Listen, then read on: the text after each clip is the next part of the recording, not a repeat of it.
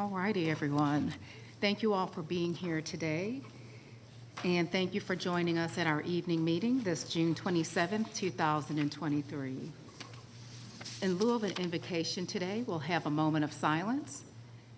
That moment of silence will be followed by a pledge, which we brought by Deputy McAllister. For those of you who are willing, please join me in our moment of silence.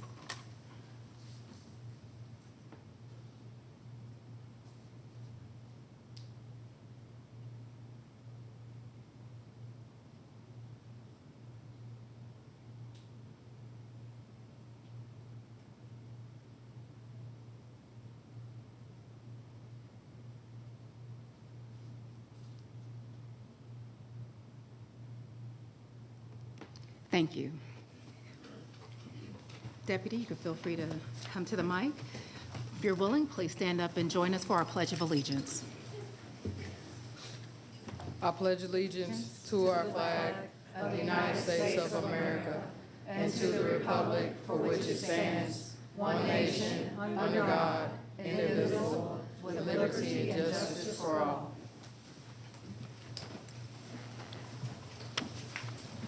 Thank you. Our meeting is now called to order. Commissioners, before we go into the presentations for tonight, I would like for us to add the following agenda items. They include 1, to authorize the termination of an exchange agreement by and between Venture Communities, LLC in Cobb County, Georgia, dated February 10th, 2022. That is to be added to the consent agenda. The second is to recommend the appointment of the Public Safety Agency Director and to add that to the regular agenda following consent. And the third is to adopt a resolution denouncing recent anti-Semitic activities in Cobb County, and that is to be added to the regular tab following consent. Commissioners, is there a motion to add those to the agenda? So moved. Is there a second? Second. Yes, and any discussion? Yes, Commissioner Gambrill. Prior to the vote, I would like the clerk to add my statement that is found on page 169 of the current agenda. Thank you, Commissioner. Commissioner Burrow. Same here. Okay.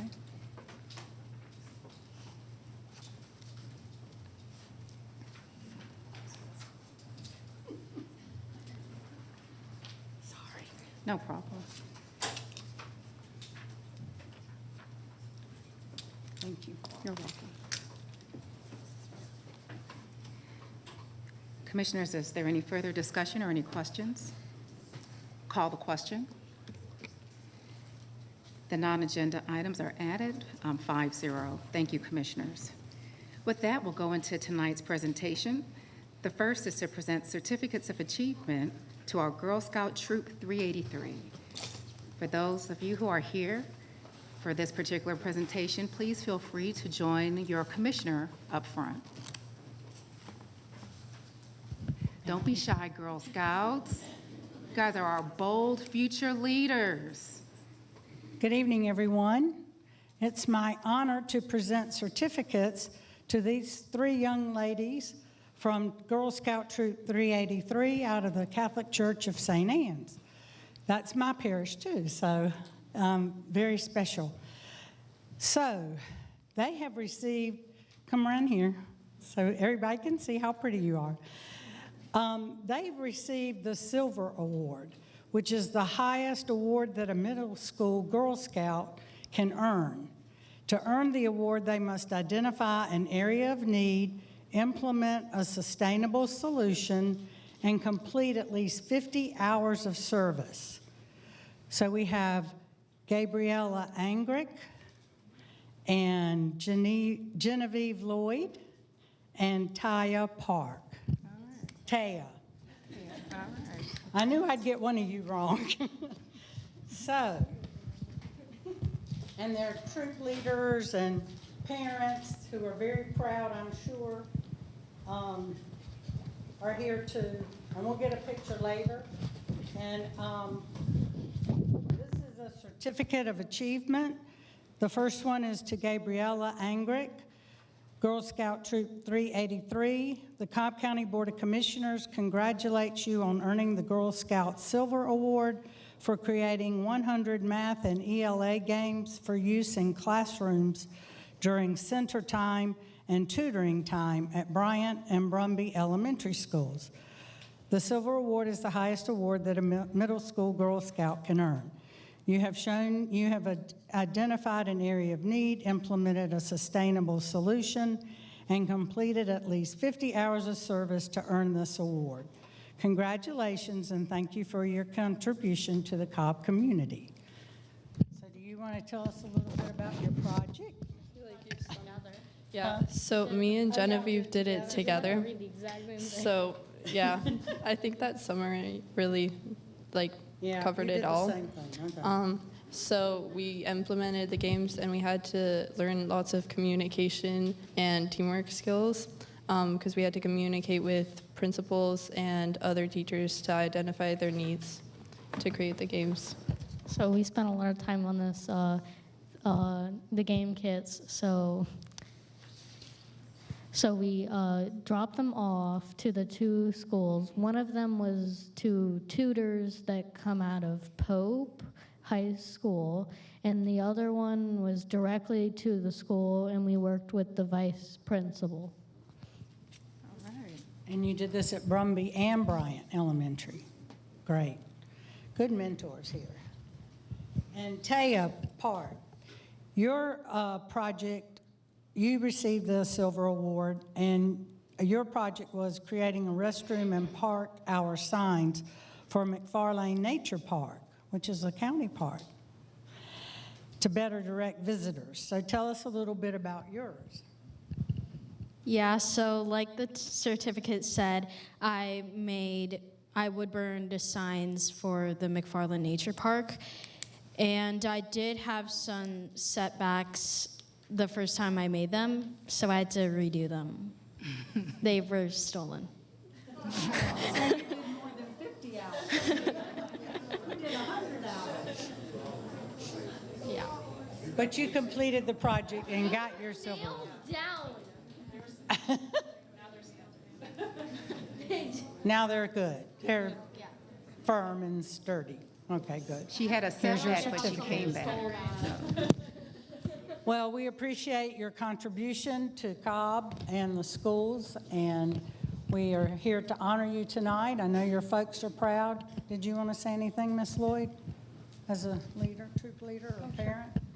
So I would just say that these girls have worked really hard. They actually started their projects last August, and we awarded them at a special troop ceremony in May.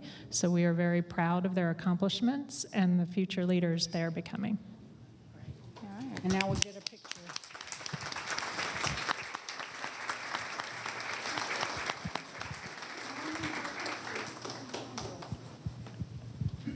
They wanted to take the picture. I'll email you. We all slide that way just a little bit. Thank you. There you go. Balancing it out. Thanks. All right, y'all ready? No. Here we go. Right here in 3, 2. Right. Can you hold your certificate down? Yeah, down a little bit so I can see it. Oh, you right there. Yeah. I want you to match. I'm sorry. All right, here we go. One more time. 3, 2, and gotcha. Thank you.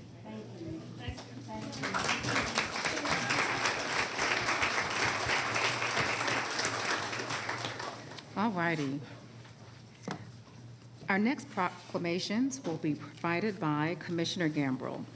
Those of you who are here with Elder Abuse Awareness Day, please feel free to join us up front.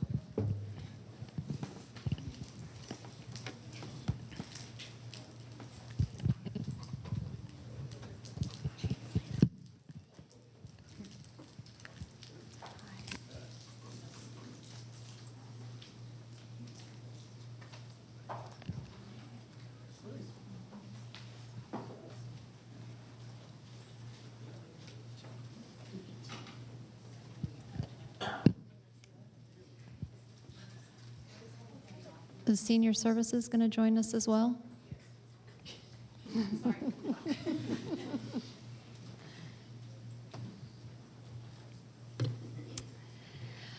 Whereas older adults deserve to be treated with respect and dignity to enable them to serve as leaders, mentors, volunteers, and vital members of our communities, and whereas our population lives longer, we are presented with an opportunity to think about our collective needs and future as a nation. Ageism and social isolation are major causes of elder abuse in the United States. And whereas elder abuse may be physical abuse, sexual abuse, neglect, exploitation, emotional abuse, abandonment, or self-neglect. Some warning signs are bruises, broken bones and burns, unexplained withdrawal from normal activities, and unusual depression and anxiety, sudden changes in financial situations, bed sores, poor hygiene, and unusual weight loss, strained or tense relationships, and fear of family members, friends, or caregivers. And whereas, recognizing that it is up to all of us to ensure that proper social structures exist so people can retain community and societal connections, thereby reducing the likelihood of abuse.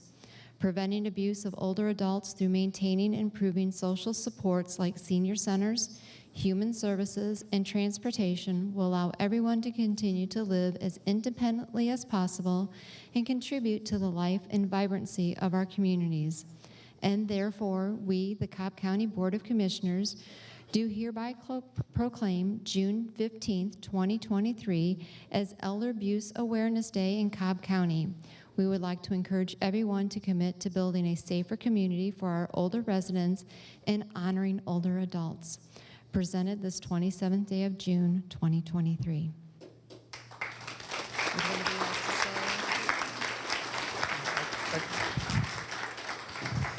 I'd just like to say on behalf of the North Georgia Elder Abuse Task Force, we're a group of prosecutors and law enforcement people who work statewide on elder abuse issues, that elder abuse is an enormous problem.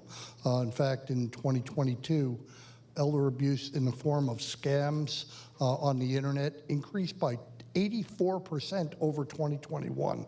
Shows you how fast it's going. But I can say that here in Cobb County, our agencies do a fabulous job. They set the model for investigating these terribly sad cases. Our district attorney's office, sheriff's office, everyone pulls together and set the model for the state how to investigate these things. So, thank you.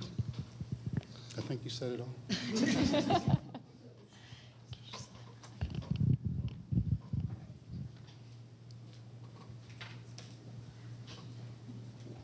Very good. You guys are close. Here we go. 3, 2, and we got it done. Thanks.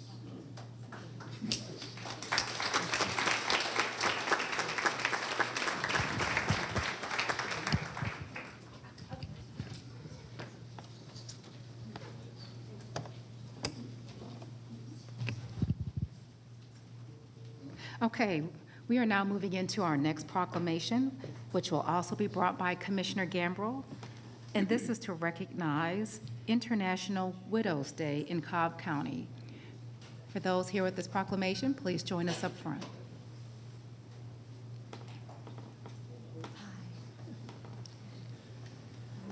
Thank you for joining me. It is with great honor that I give this proclamation, whereas there are about 14 million widows in the United States and more than 258 million widows worldwide. In 2010, the United Nations recognized June 23rd as the first International Widows Day of Awareness, and the day has been recognized annually since. And whereas International Widows Day brings awareness to both the tragedy of losing a spouse and the hardships that widows suffer following the death of their spouses. The goal is to develop resources and policies that empower widows and give them access to the resources they need to rebuild their lives. And whereas the Modern Widows Club is an interfaith, multi-generational nonprofit that provides a myriad of social needs for widows and raises awareness through advocacy. The North Atlanta chapter of the Modern Widows Club helps empower widows and provides them with tools to rebuild resilience and make positive impacts.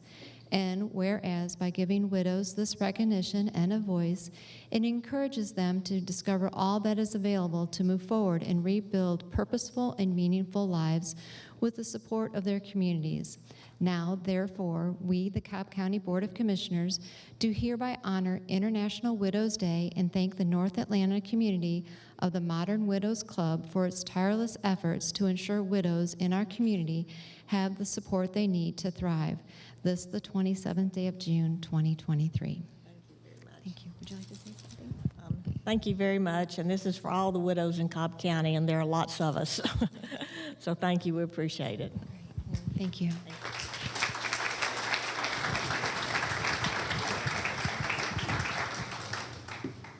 All right, here we go.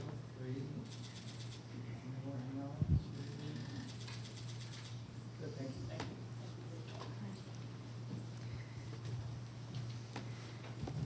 Our final proclamation is to designate June 27th as HIV Testing Day in Cobb County. Those here with the Public Health Agency, please join us up front. Thank you.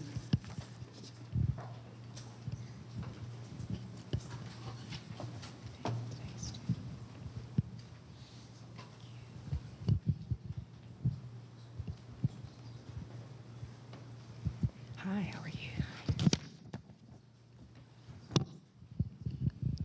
Whereas the Centers for Disease Control and Prevention estimates that only 86% of the 1.1 million people living with HIV in the United States are aware of their HIV status. Cobb County is one of the 48 counties in the United States with the highest incidence of new HIV infections, and that's out of over 3,000 counties nationwide. Whereas there is no cure for HIV infection, however, people with an undetectable HIV viral load cannot transmit the HIV virus, and when taken as directed, pre-exposure prophylaxis prevents acquisition of HIV. And whereas Cobb and Douglas Public Health continue to provide HIV testing, linkage to care, and other prevention methods to decrease new HIV infections, decrease mortality rates, and improve quality of life. And whereas each year on June 27th, the National HIV Testing Day highlights the importance of HIV testing in early diagnosis and links people to care and treatment services. The theme for 2023 is Take the Test and Take the Next Step. Now, therefore, we, the Cobb County Board of Commissioners, do hereby proclaim June 27th, 2023 as HIV Testing Day in Cobb County, and we encourage everyone to get tested and to help protect themselves and others. This, the 27th day of June 2023. Thank you. Thank you. And if you can introduce yourself. Thank you so much. My name is Carrie Reed. I am the Ending the HIV Epidemic Director for Cobb and Douglas Public Health, and I want to thank Chairwoman Cupid and the Board of Commissioners for your support in our efforts. Today we were out making sure that the residents of Cobb County knew their HIV status and knew how that they can prevent the acquisition of HIV, so we're very thankful for your support in this. Thank you very much. I'm Lisa Crossman, Deputy Director for Cobb and Douglas Public Health. I think you said it all. Thank you. With that, we line up for a picture.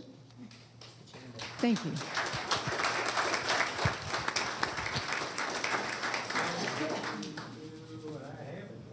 All right, thanks for all the work you do. Yeah, thank you.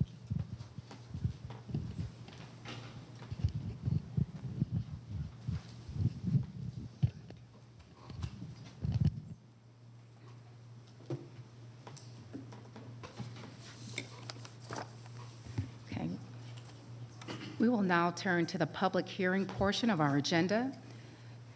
The first public hearing is with respect to property management, and we'll have the Director, Travis Stalcup, help lead us in this public hearing. Thank you, Travis. Thank you, ma'am. Good evening, Madam Chairwoman, Commissioners, and County Manager. Property Management has one public hearing this evening regarding the employment of a consultant to provide facilities condition assessment services in the accordance I'm sorry, in facilities condition assessment services and in accordance with state law, the board is required to conduct a public hearing before the commission expends county funds of $100,000 or more to employ an independent consultant or consulting firm, or to conduct an independent study or survey. Therefore, Cobb County Property Management would request the Board of Commissioners conduct a public hearing where contract fees will likely exceed $100,000 regarding employment of a consultant to provide facilities condition assessment services for the selected county-owned properties. Thank you. Our process for our public hearings is that we allow any speaker to address this topic for a maximum of 3 minutes. We will take all speakers, but again, your comments must be to this topic and this topic solely. With that, we'll go ahead and open up the public hearing for our first comment.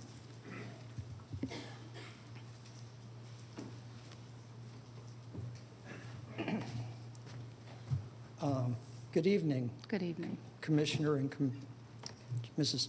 Chairman. My name's Craig Harfoot, and I know I've talked about this a lot, but I finally see a different way to go about this. Apparently, how do you know it's more than $100,000 if you haven't done it yet? You might want to go to a cap and say, it's going to cost this much or less, and then bid it, and that'll at least home in on, the way it looks now is that you might know who's already going to do it. There's no transparency, and there's no, we're going to spend some money, but you're not saying how much, but the insiders know how much. Thank you. Thank you. We'll take our next speaker.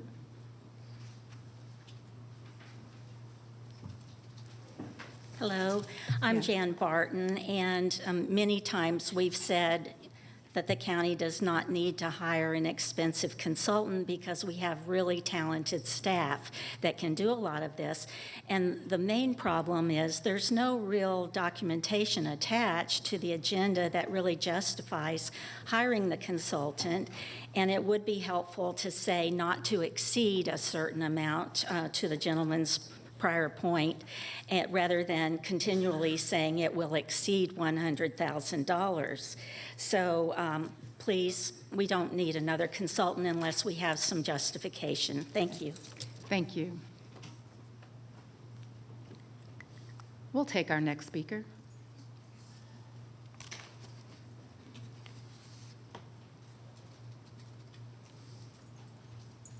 Hello, Chairwoman and Commissioners, Christine Rosman. I'm actually going to parrot exactly what they said, which is what many of us have asked for the same thing from you all, which is, if you know it's going to be over 100,000, do you know if it's going to be over 200,000? Do you know if it's going to be over 500,000? Because there are some things that you bring to us and you say, oh, it's going to be over 100,000. Where's the cap on it? So I do agree that it should be within, it's going to be this or less than. Thank you. Thank you.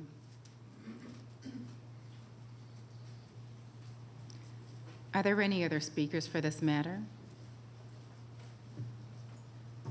All right, seeing none, Travis, if you can come back up.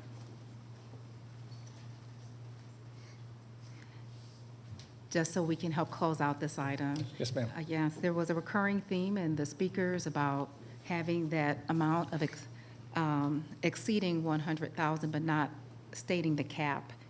Can you address why we may have that as a practice, or if we can have our... In this particular case, we come to the board to ask you for the public hearing, but we've not put the RFP out on the street. So we've advertised it for 3 days.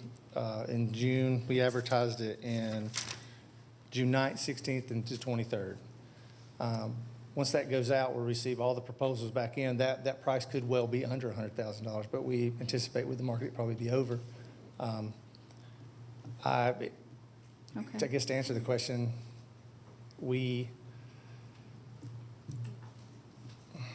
kind Well, of Bob, well, I was going to It's- ask our county manager or county Absolutely. attorney. This has been a general practice beyond property management. Yes, ma'am. I Yes, don't want to ma'am. This is necessarily just general put you practice on us. on the spot, but if you can share why this is a practice, as this was a general theme of concern Right. from It's not our just a speakers. practice, it's the law that we do have to bring this back before the board to advertise for a public hearing and to basically say, if for whatever reason it should go over $100,000, of course, we're going to be bringing it back anyway, regardless. So this is really just asking the board for a permission to allow the public to come and share their thoughts about it. It does not mean that the project will be $100,000. It says it could be, but we don't know.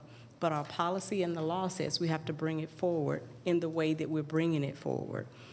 It will come back by agenda for the board to approve regardless. So if it's $90,000, it's going to come back before the board. If it's a $200,000 cost, it'll come back before the board to approve.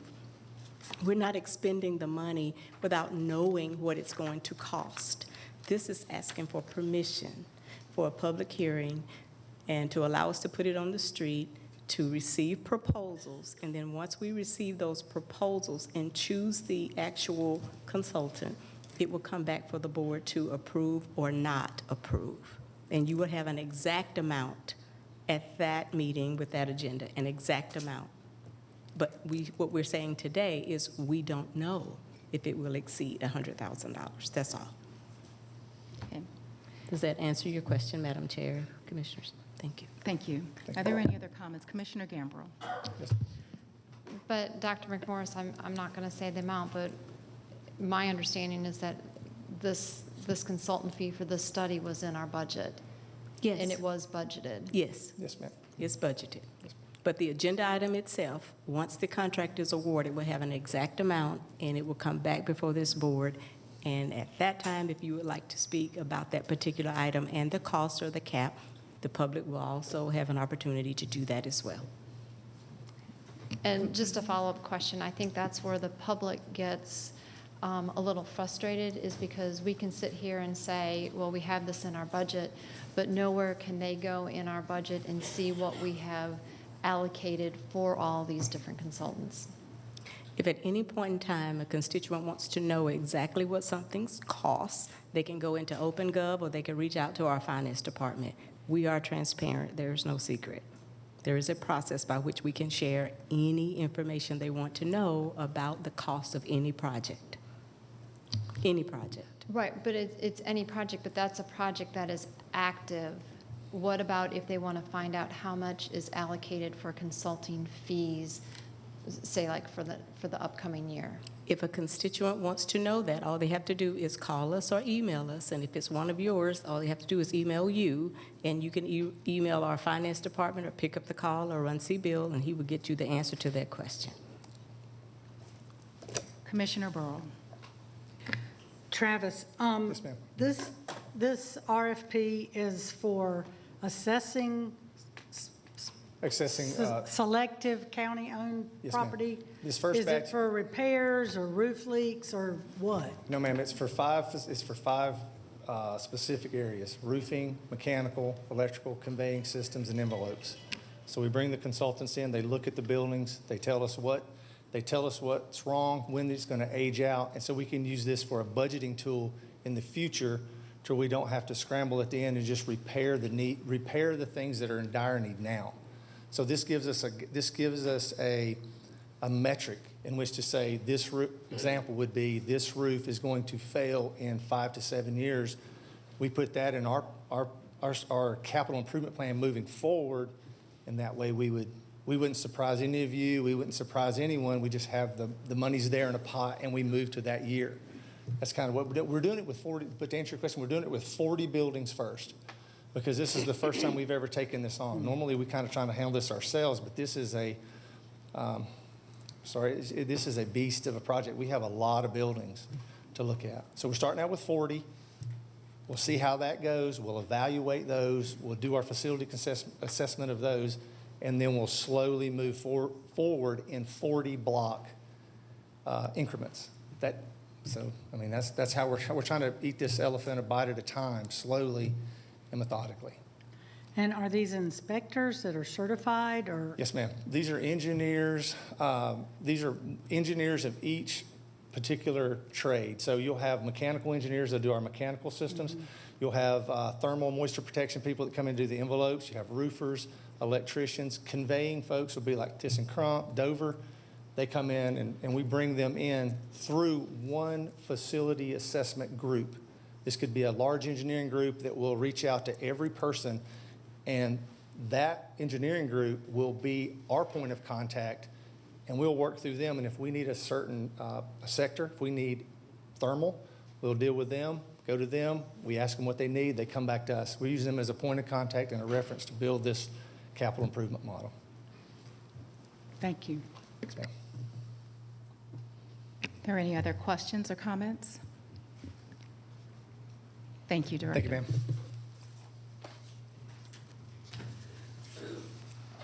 We will now hear our second public hearing with respect to proposed amendments to Chapter 34.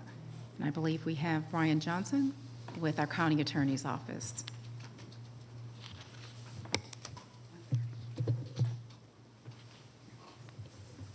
Okay. Whenever you're ready. Good evening. My name is Brian Johnson with the County Attorney's Office. I'm here this evening to propose code amendments to Chapter 134. And as you may recall, this is the second of two public hearings, the first being on June 13th for consideration of these proposed amendments to Chapter 134. Georgia law has certain procedures in place in statute which govern the zoning process as to the hearings, as to notice, how to conduct the hearings. And this is what this is going to be seeking compliance to. Now, I do want to stress that these are not proposed changes as to the text or to any district regulations. These are proposed changes as to the process, as to some of the hearing processes, and how appeals of your final decisions can be made to the Superior Court. Last year in 2022, the legislature considered and passed House Bill 1405, and the governor signed it, and it made some changes as to the process for zoning procedures. It provided some clarity to some Supreme Court decisions from a handful of years before that, which changed the way zoning appeals could be made. So what the legislature did is they heard and considered changes to clarify and delineate a process by which zoning appeals can be made to the Superior Court, and to say that certain appeals will be made through a new evidence route called de novo, and some appeals will be made through a quasi-judicial route, which is a review of the record.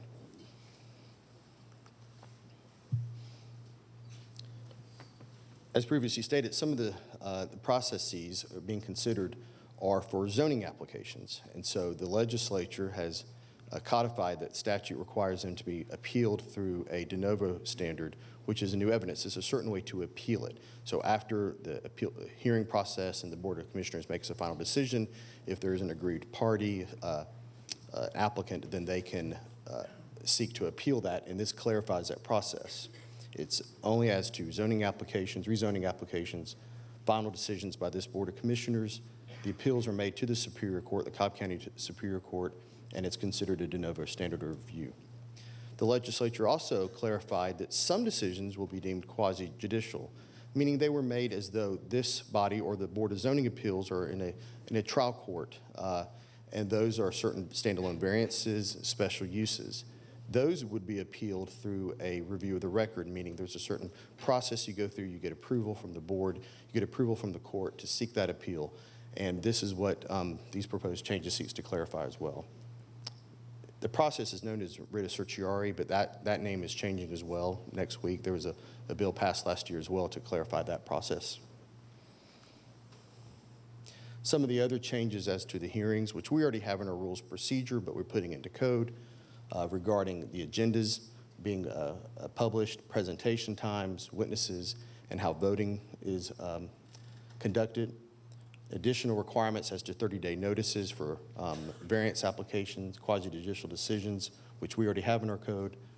County clerk may accept service of process, and the chairs of the Board of Commissioners and the Board of Zoning Appeals may execute certain documents after a decision's been made and someone is seeking to appeal that decision.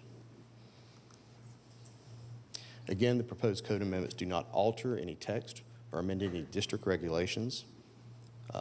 These amendments are being considered and requested to ensure compliance with House Bill 1405 and state law. And again, these address procedural and appeals processes pursuant to the Georgia Zoning Procedures Act. And again, this is to maintain compliance with state law. Okay, with that, we will have a public hearing to address this matter and this matter only. Again, we'll take an unlimited number of speakers for a maximum of 3 minutes.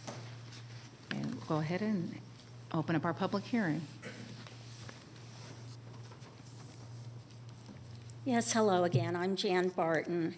And it would be very helpful if proper documentation was included with these. I went into the wording and how it was being changed, and I would love to see the wording back on the Georgia law that pertains to the changes that are being put forward in the text. And some of the textual changes concern me because it looked like it was changing the process to where just one person could make a decision, for example. And I sent you my detailed comments, so I won't go any further, but it would be helpful to have that kind of documentation so that citizens would know what was going on and be all for it. And I appreciate you hearing me. Thank you. Thank you.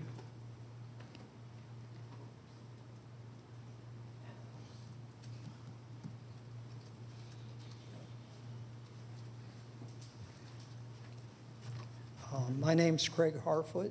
Good evening. If things are business as usual, there's one thing in zoning that has been a sticking point, and I made my protest one time, got walked out, and it's that the zoning attorneys aren't sworn in. They definitely should be sworn in. I've sat through so many years of this stuff. They can say whatever they want to induce you to approve their zoning, but they can't be tried in court for it, and yet you make common neighbors and citizens swear in. And you can do that because state ethics, they don't care if someone's a lawyer, they make them swear in. You depose you in front of a judge, they make you swear in. And you're a quasi-judicial form. And, you know, this is something that maybe you may have done this all in the past, but you shouldn't be doing it in the future. And just to be fair to the citizens, you know, there's no special standing for a zoning attorney telling you stuff that isn't sworn testimony. Thank you. Thank you. Are there any other speakers with respect to this matter and with respect to this matter only? Okay, Brian, if you don't mind coming up and seeing if any of our commissioners have any questions or comments? Yes, ma'am. Commissioners, do you have any questions or comments for Brian? Commissioner Burrow. Yes, and we talked about this to kind of clarify, because I had the same question that Ms. Barton referred to on the appeal process. It does look like the chair has the discretion, but can you explain the cert and that just makes the appeal process move forward with her signature?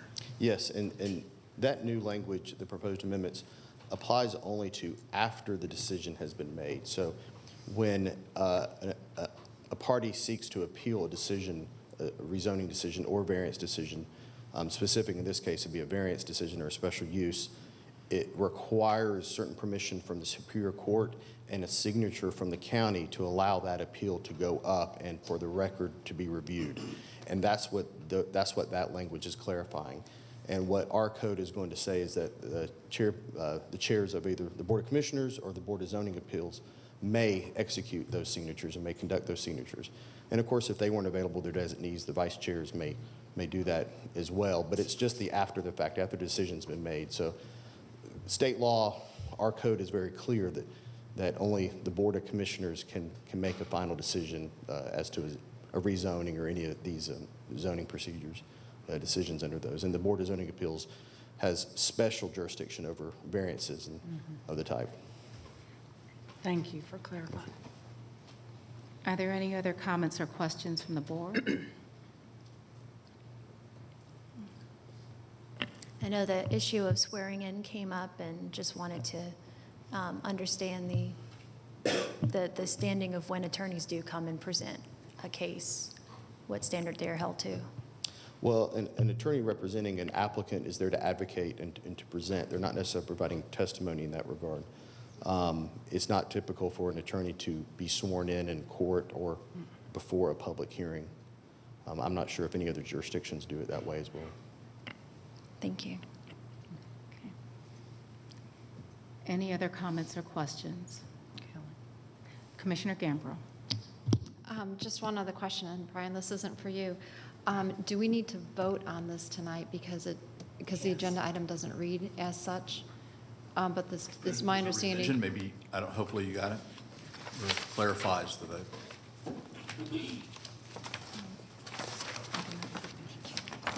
Thank you. Yeah. Yeah, this is our second hearing, so we have to adopt tonight. Right. I just hadn't seen my pink sheet. Yes, the So adoption, yes. The clerk just showed me, so it does say approved. Yes, it does state that.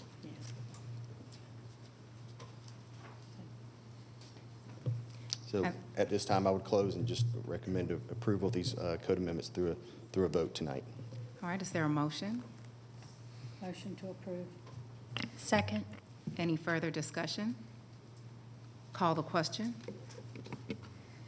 The vote passes 5-0. Thank you. We will now move into our first public comment. As the board provides the podium for public comment, it's appropriate to review the related meeting rules. When you come forward for public comment, if you would please state your name, and if you are speaking on behalf of an organization. All comments should be addressed through the chair. Public comment is not a dialogue with the board, but an opportunity for speakers to provide their comments to the board. We suggest the comments should not be impertinent, derogatory, offensive, or slanderous. To that end, the board encourages, regardless of the topic, for the audience to be respectful and courteous to the speakers. Everyone attending this meeting should give others the right to both listen and to be heard by treating others with civility. Statements made during the public comments portion do not necessarily reflect the opinions of the board or the administration of Cobb County government. And there is a timer on the podium to keep track of your 5-minute time limit. The first speaker is Ms. Jan Barton.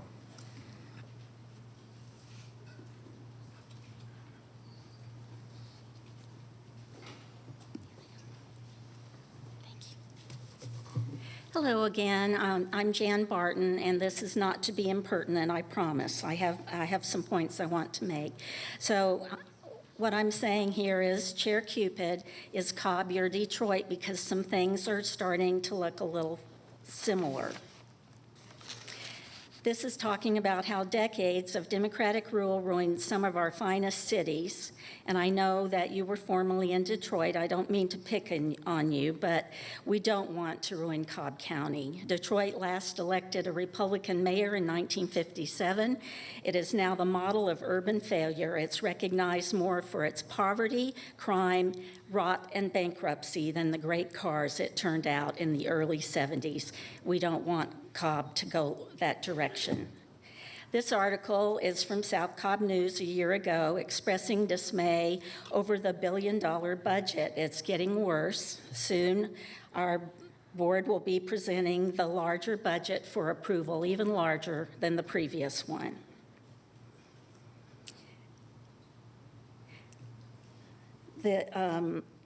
South Cobb raised the alarm over a year ago. Are property taxes going up under Chair Cupid? Yes, they are. And the majority of the board could lower the millage rate and help us all save on taxes, but will you? Cobb County tax assessments increase for most homeowners is the title of this. The example shown quotes homeowners on a fixed income. They said the estimated tax rate on their Cobb County assessment nearly doubled from over $700 last year to more than $1,300 this year. They find it hard to make ends meet as grocery prices soar. Stop unfair increased taxes on homes. Please lower the millage rate. This is from the Cato Institute, citing the National Association of Realtors and adding the figure was nearly 24% higher than a year ago, but neither the Zillow estimates nor those of the FHFA are anywhere near that misleading 24% figure.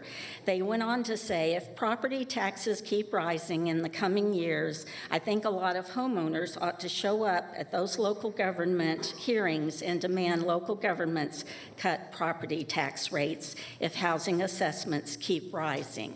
That's what we're doing. The majority of Cobb homeowners are facing an increased assessment. 180,000 of them will have higher assessments than 2022 when Cobb had a record tax digest of $50 billion, with a B, $50 billion. You also have millions set aside in contingency funds. Please use those. This happens to be an article from one of many that imply that the National Library Association is pushing grooming of children. The American Library Association is described as a group that's become a lobbying group for the LGBTQ plus agenda. Go to their website where they talk about all of their efforts to push this agenda in libraries. We have that on the agenda tonight. I'm asking you not to approve it.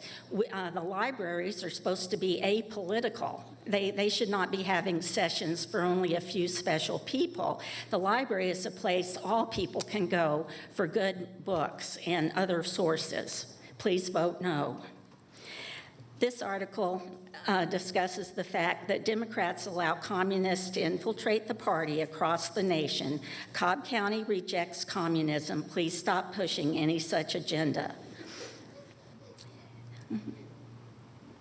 There are 10 steps to communism. This former Canadian Communist Party member stated, one control tends to cause another until, as a logical result, the state controls and finally owns everything. Remembering that these policies of high taxation and centralization of credit were the demands of the Communist Manifesto. I'm reminding you of this because we're creeping eerily left, and we don't like that.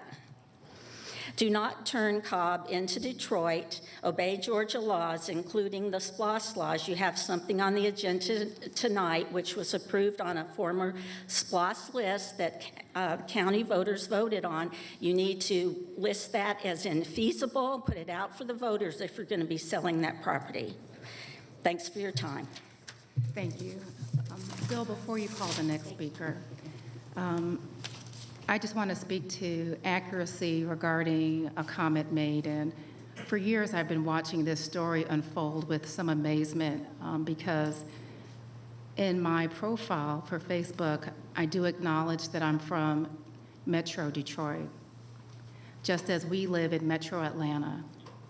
But I will tell you I'm from Oakland County, Michigan, which is one of the most affluent counties in the state of Michigan, that has a demography that reflects that of Cobb County. And I want to correct you because it is a shame that you would try to pinpoint a location on where someone lives and associate the entire character of that community with the entire character that is involved from an individual from that community. I find that to be slightly prejudicial. And I think it's inaccurate based on where I actually am from. But for anyone who is here in the county, who is from Detroit, I also feel as if your comments were offensive and disrespectful, and they paint people with a very broad brush. With that, we will go to our next speaker. The next speaker is Christine Rosman.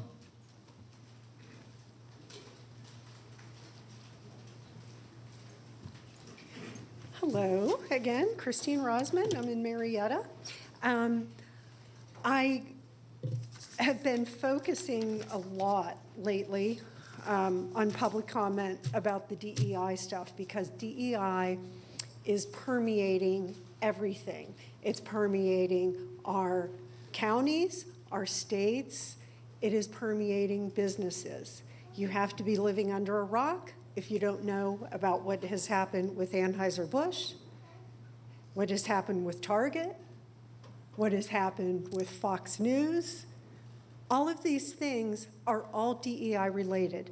This has had values of these companies that were in the billions, that are in the billions, taking their valuations down by billions.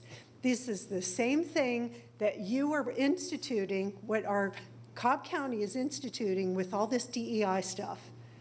This diversity, equity, inclusion. It sounds so wholesome, and it's not, because it's socialism, you know it, and you're just kind of making it sound good and, put it real flowery.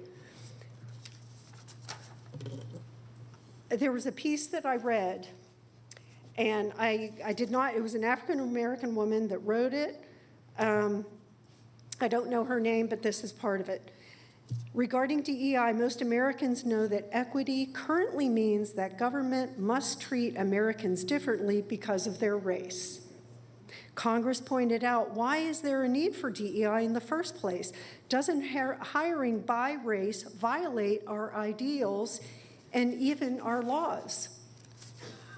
The subcommittee chairman, Representative Ryan Mass, Republican in Florida, started on the right note when he opened the hearing by saying, what we are discussing is the budget for the office that is essentially the filter for all hiring and retention of the State Department. This office has a clever name that uses strong emotional words, diversity, equity, inclusion, but functionally does the opposite of what America has always stood for, which is very simply the best man and the best woman for the job. So DEI plays to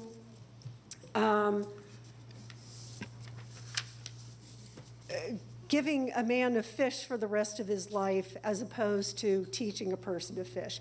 It does not help with people finding their own feet. I think we had enough of it. And I know the Chrysalis Labs, that is there, or Chrysalis Lab, which we have spent, I know that there's like not a money trail there, but I know they don't do their stuff for free, because I think Brookhaven paid, what, $80,000 for a study, but I don't know if anybody's figured out how we paid for it or what they charged us for it. But Chrysalis Lab, their tagline is radical transformation. Okay, we're not looking to radically transform Cobb County. We moved to Cobb County because we don't want to live in Fulton, we don't want to live in DeKalb, we don't want to live in Gwinnett, and it is starting to really shift. And I will tell you also, I was so glad that you had the previous event with the recycling. It was very nice, glad to be there. And I looked around, and it was a very nice staff, very friendly. But I thought, wow, if we're so racist, which is what Chrysalis Lab is saying, why is there like maybe 80% blacks working this event and that are Cobb employees, and only like 20%, and I wasn't even seeing any whites. I had a very difficult time with that. Excuse me for a moment. Are you going to take my First I'm not Amendment taking right any away? time away from you at all. I just need to confer with my county attorney so I can sit up here in peace. So there is a clause in our rules of procedure that provide that comments should not be made that are offensive. We continue to teeter on that line, and perhaps if she were black, she would know when you just refer to someone's race like that, it comes across as offensive, just as it would if I were to refer to her race in its plurality. And so I'm trying to determine how long we have to sit here and hear this comment, and hear, these comments when they have not just approached being offensive, but I think actually are. So, Bill, please help me out. And you can wait, Christine, until I get his response. I will go ahead and quote. I'm asked for my county attorney to speak, so Oh, I'm sorry, just I asking for you to get misunderstood you. his response, and then you. Okay, sure, I sure, just sure. need to, I just need to Absolutely. hear from him. Make sure I'm not being overly sensitive. Chairman, I'm not going to say that you're overly sensitive. I think all of our ears might be tingling with the responses, but to the extent that it rises to the level of being derogatory or offensive, and under a constitutional standard in a public meeting, I don't think it's reached that level. So, You may continue. Thank you. No, because we've been victimized of saying how bad we are and how racist we are, and we're not. And that is where it is so frustrating for us, because we're not allowed to be represented. Quoting you, you look at things by race because my experience has been here in Cobb that the level of predominance of residents or people of color may not always be maintained or invested in as other areas with people who are of less color. While they did not feel that way, all Your our time has board was run. in. Thank you. Thank you. the next speaker is Kevin Redmond.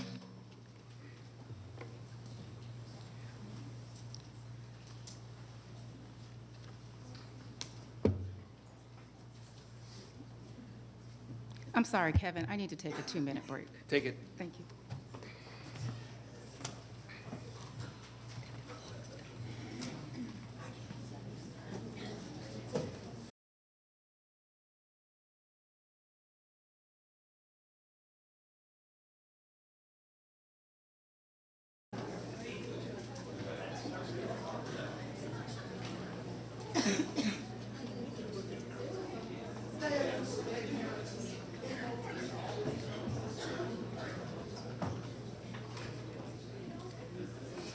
Welcome back to our Board of Commissioners meeting. We will resume public comment.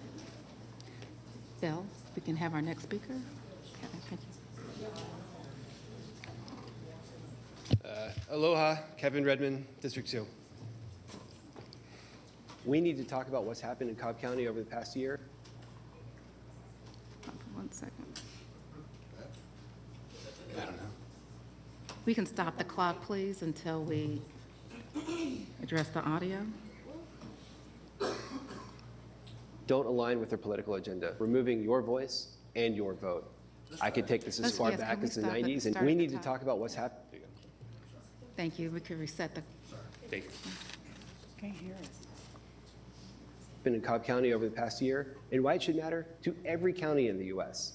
Little did we know that Cobb would become a precursor to what the nation witnessed in Tennessee, a national organized effort of elected officials at the state level attempting to remove other local elected officials that don't align with their political agenda, removing your voice and your vote. I could take this as far back as the 90s and Newt Gingrich, but I'll start with the historic 2020 election. For the first time in history, we saw the Cobb County Board of Commissioners led by all women for the first time. The election of the first black female board chair, Lisa Cupid. The election of a black female commissioner in District 4, Monique Sheffield. And the election of the first black female commissioner in District 2, which includes East Cobb, the Cumberland CID, Smyrna and Vinings, Jerica Richardson. This election put some into a panic, however, and a barrage of attempts to weaken the board immediately began. And no area was targeted more than East Cobb. Let's start with the cityhood attempts. In February 2022, a plan to carve out a few cities in Cobb quickly began in an attempt to reduce county influence. East Cobb and Commissioner Richardson's District 2 was targeted, and a proposed city of East Cobb began its journey under the Gold Dome. After a lot of debate, the bill passed along party lines, and the referendum went up for a vote in May of 2022. What they didn't see coming was a brilliantly led bipartisan opposition alliance and the community's outright rejection of a truly bad idea. It ultimately failed 73% to 27%. Now on to home rule. Hedging their bets, the architects of the Cobb carve-outs were also planning to actually remove Commissioner Richardson in a series of unprecedented moves. Bear with me here for a second. You may remember 2020 marked the decennial process of the constitutionally mandated U.S. Census. And with the census comes new district maps. The effort to review and redraw local district maps has always been done in the Georgia Capitol by each county's local delegation. After the outcome of the 2020 local election results, a small fringe group led by West Cobb State Representative Ed Setzler decided that they were going to ignore established precedent by ignoring the Cobb local delegation and make their own map. To the Cobb local delegation's credit, they ignored the fringe partisan noise, created a revised map with the Board of Commissioners that largely kept the county districts unchanged, and passed that map within the delegation. Despite this, Setzler and friends went out on their own and created a map that drew Commissioner Richardson out of her district in the middle of her term, something that has never been done before, and risked setting a dangerous precedent that could be repeated in any county every year. The map that drew Commissioner Richardson out of her office in the middle of her term also passed in February of 2022, and now Cobb County had to decide how it was going to defend itself from this abuse of power. Because the Cobb local delegation created and passed their own map in the Capitol, the county was able to assert what is called home rule, a constitutional mechanism that allows the county to basically veto the state when it steps out of line the way it did here. The Board of Commissioners voted to assert home rule in October of 2022 and place the state's Cobb delegation map into law. Just a few months later, now freshman Senator Ed Setzler, who is now taking this very personally, begins the 2023 state legislative session with 2 bills that would be yet another attempt to remove Commissioner Richardson from office before the end of her term. And one of those bills introduces yet another map during a non-reapportionment year. That dangerous precedent that I warned you about is now happening. These bills made it out of Senate committee, but never over to the House for consideration. Not one to give up. Setzler attempts to attach his failed bills to not 1, not 2, but 3 completely non-related bills, including one, I kid you not, that was attempting to regulate the use of gas power leaf blowers. His attempts ultimately failed. We're not done.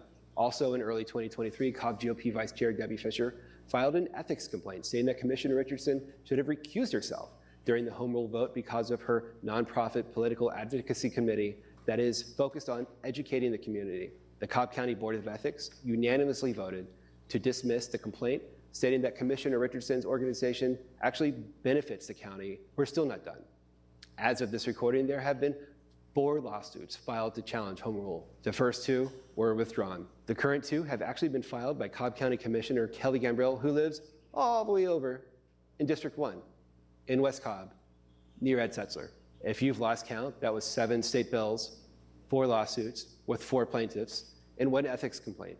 And Commissioner Richardson will tell you this issue is bigger than her. County commissioners have been targeted, state representatives have been targeted, and now even district attorneys are being targeted. Elected officials trying to remove elected officials. Don't give up your voice in your vote. Speak up. Thank you. Dan Larkin.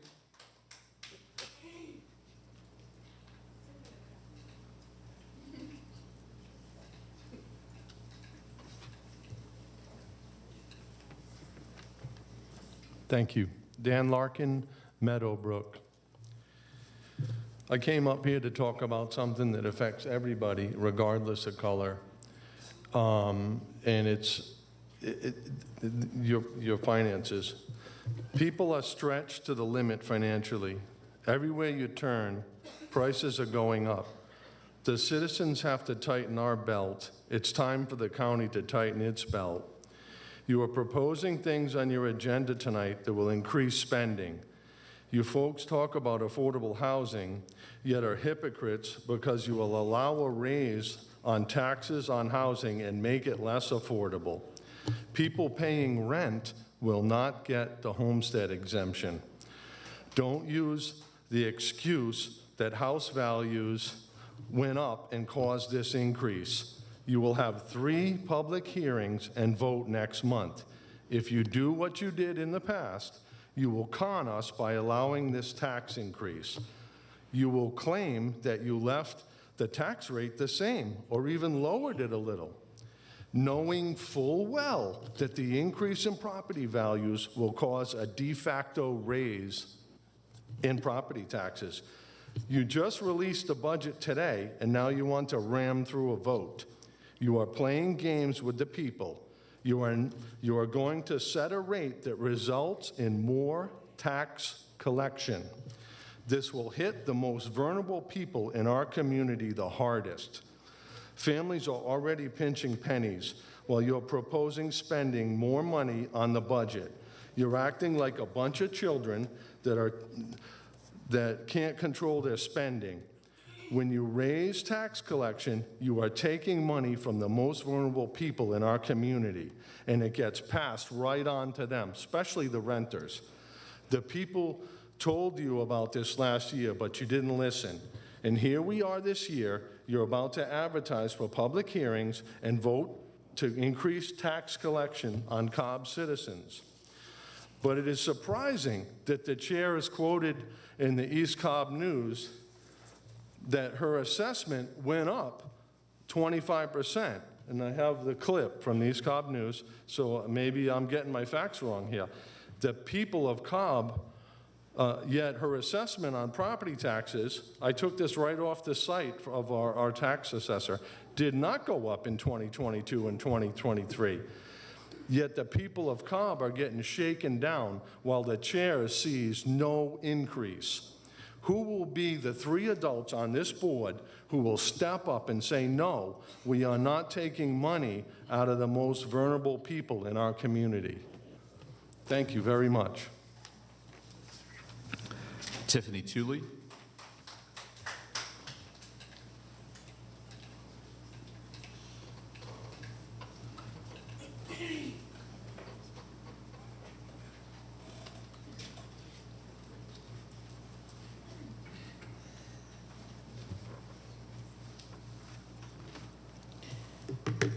Hello, my name is Tiffany Tooley. I'm here to basically speak on the lack of funds for rentals assistance and help. Like I said, I'm currently going through an eviction, and I have, it was 7 days at the beginning of the week. It was 7 days from Monday, from last week, from Friday, until the 30th in order to pay my past due rent. And the court didn't have anything, any resources to give me. They wouldn't give me a continuance. I've been calling place from place. I've been calling everywhere, every resource I can think of, every resource that I was given, I've been calling. They said that the resources have been depleted. I've even gone to churches asking for help. They gave me more resources. It's like I'm going in a circle. It's no help out there. Like, and then when you do find places that will help, it's like it's a process. It's very long. It's really long, and it's like you'll be evicted before you can get in a place to get help. So I'm not just speaking for myself, I'm speaking for the whole community, because there's more people. Like, I have a friend, I have other friends that's getting ready to be evicted because the rent is so high, it keep going up. It's just, it's never enough. And we really don't know what to do at this point. Like, everywhere has turned us around. Everywhere gave us another number to call. I can give you a list of numbers. Everywhere said that they don't have any more funds. Call back next week. I've called every day. I called every week. I called every month. It's the same thing. I don't know what to do. I'm just asking for help for the community. Not just me, but for everybody. Because it's like we're all going through the same thing. And it's a lot of us that really need help. Thank you. Thank you. I just want to respond. We have some money set aside, in fact, millions of dollars set aside for rental assistance through our American Rescue Plan program, but we are ramping that up. And I know I've talked to providers that have talked with me about challenges in ramping that process up. So I know if you're contacting any of our organizations that have been awarded funding through that, you're right. Right now, that we are limited until money does start flowing, and there is a process. But what I've done is I've been reaching out to our community development block grant director, because there's supposed to be organizations in Cobb that are getting federal funding, and I'm trying to understand where that disconnect is. So I'm going to have my assistant get your contact information, and I'm going to connect you with her to see if we can be a little bit more narrow in who we reach out to who may potentially have funding. Yeah. Okay. Bill. Next public speaker is Lance Lamberton.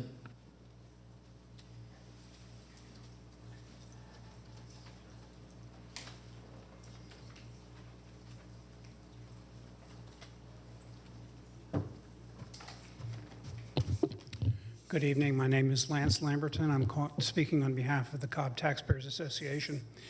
And I want to talk about taxes and the budget. Last year, the tax digest went up by, I believe, around 12%, but our taxes also went up because the millage rate remained the same.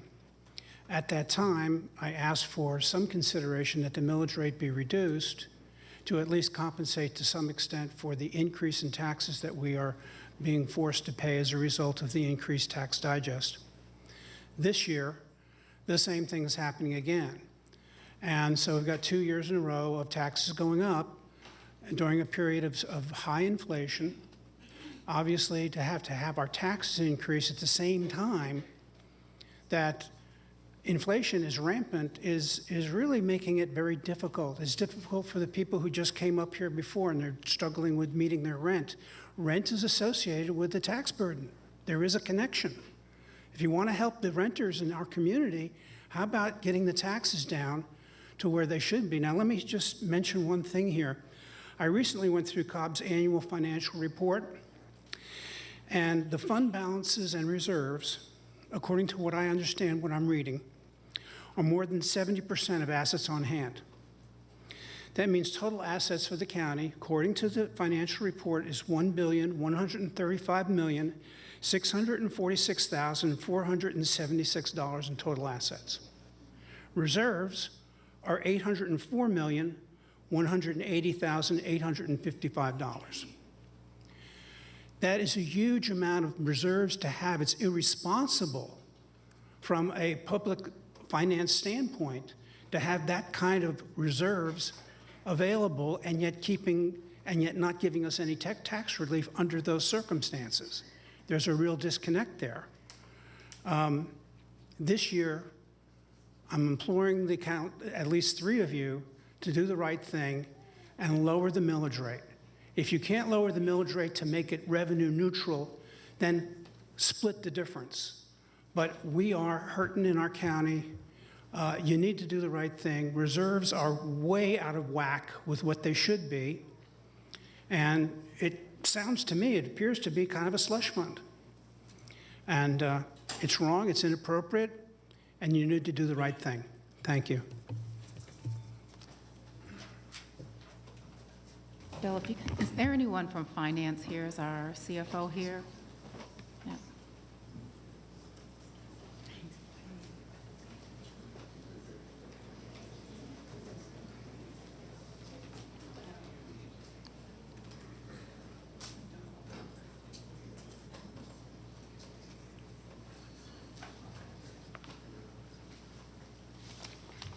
Hey, Bill. Good evening. Good evening. Not a new discussion, but if you can help in addressing fund balance and Absolutely. Why our reserves are where they are. Happy to. So we actually had this conversation this week, and we're actually setting up a process of having a work session to discuss that. So this is great timing. We just completed our trip from New York with our rating agencies.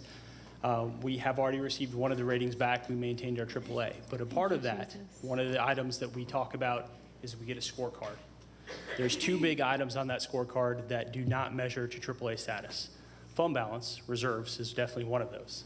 So we are still far below the median for AAA counties, far below the average reserve set aside when we compare us against like counties, but especially AAA counties. So when we look at reserve levels, if you look at that, we are around 30% countywide. So one of our fund balance policies that we set a few years ago was 25% for general fund. General fund is improving. We're north of 40.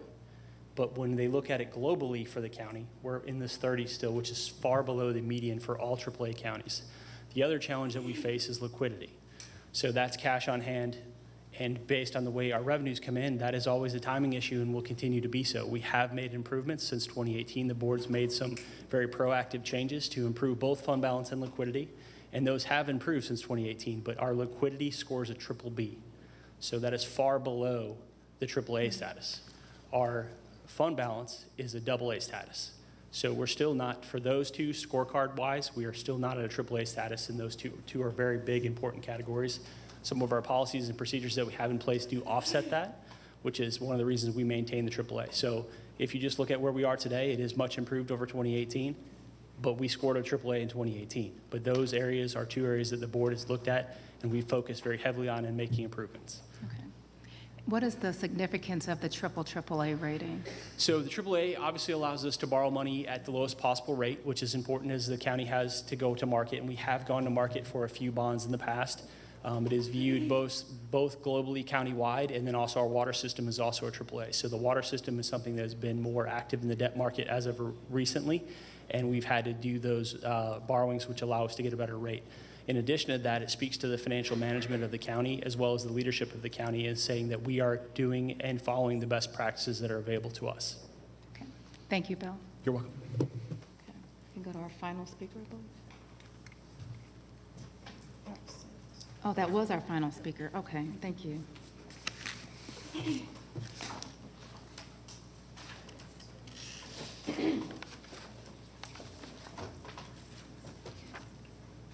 Okay, Commissioners, we are now at our consent agenda.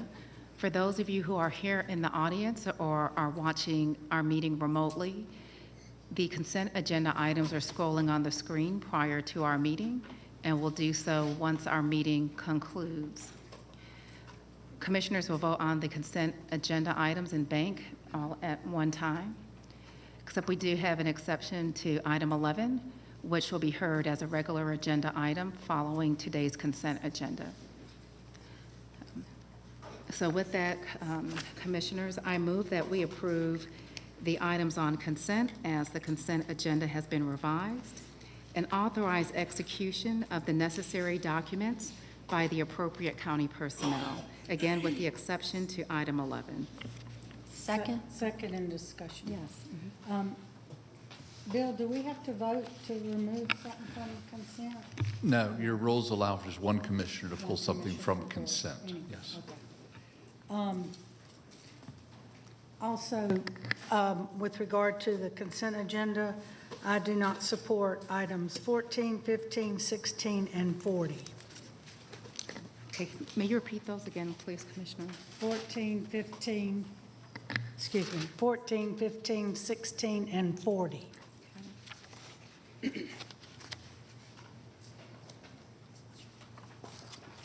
Okay, 14, 15, and 16 refer to a grant for the Cobb libraries, and 40 with respect to an exchange agreement with venture communities. Okay, thank you.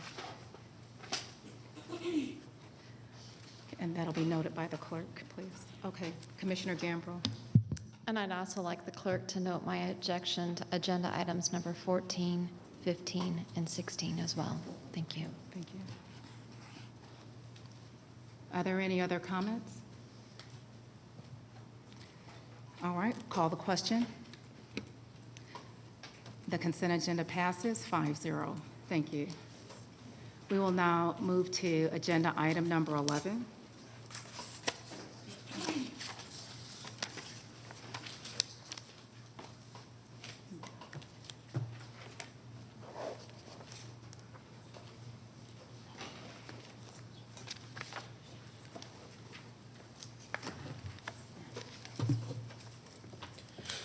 Good evening, Chairwoman, Commissioners, Madam County Manager.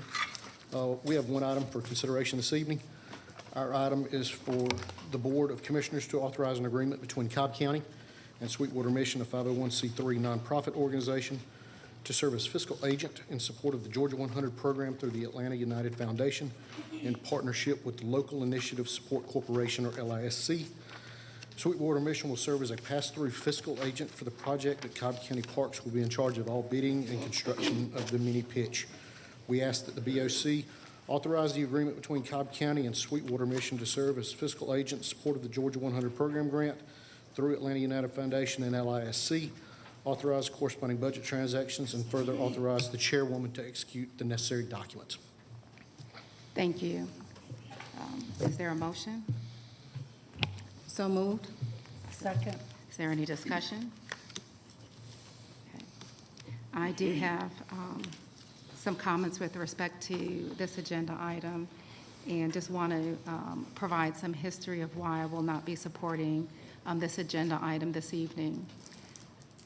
This agenda item pertains to a mini pitch soccer park in the South Cobb area, which was proposed pre-pandemic when I was serving as district commissioner.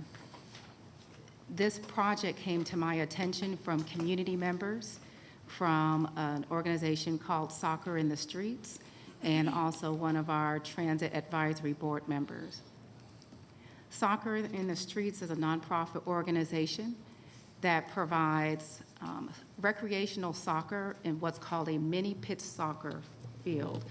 That is a smaller soccer field than what we're typically used to, that is still allows the game of play. And what that does is it provides underserved communities access to the sport in a very unique location. The unique location is near a transit stop, where those that might live in a community where there's a heavily used transit, sometimes those communities have an underinvestment by way of recreation. And so there was a unique opportunity to consider putting in a mini pitch soccer park in the Six Flags area, immediately adjacent to the Riverside Epicenter and also next to a transit stop. This project was to coincide with a road improvement enhancement in the area. There was a lot of discussion with staff that had a meeting with the proposers of that project.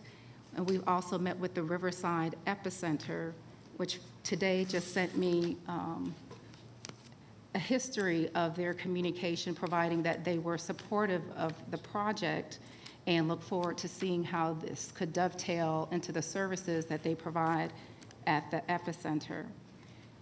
For this project, we also met with community leaders or spoke with them by phone and got letters of support, Michael. I can't remember which ones we got. All of them we got letters of support from, but we got letters of support from the Austell Community Task Force, from Mableton Improvement Coalition. I'm not sure if the Epicenter had a letter of support, but I believe Six Flags, Dale Ketzel, I believe, also provided a letter of support for us to put that in that location. I think what was at issue at the time was finding a fiscal agent, and also with the road project, there were a series of communication with the Epicenter and DOT. And so it took some time for us to have a public meeting, and when the public meeting ensued, it occurred during the pandemic in June, and we had a virtual public meeting with respect to this project to gain public support, of which there were at least a couple of dozen attendees in addition to staff to that meeting, where we asked the community for their support publicly and got their feedback. We shared with them the layout of the project, and we heard various points of support for the project. I love the concept of the walking track. This is a fantastic idea for the community, which would be the Six Flags community. Let's see.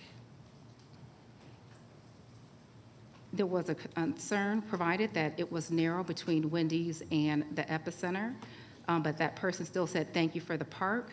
We're going to try to improve the quality of life for our community. It looks like this neighborhood is on its way to becoming a great place to live. Other comments say thank you. Thank you. Our organization would like to be involved. This looks like a wonderful plan. Thank you so much. I look forward to hearing more as the park plan develops. Well, what we did not hear is how the park plan was developing until this agenda item. There was some challenge, well, the community didn't hear. I know you and I spoke because there were challenges with getting the support, I believe, of the Epicenter for parking spaces. And there were initial concerns with respect to the nonprofit.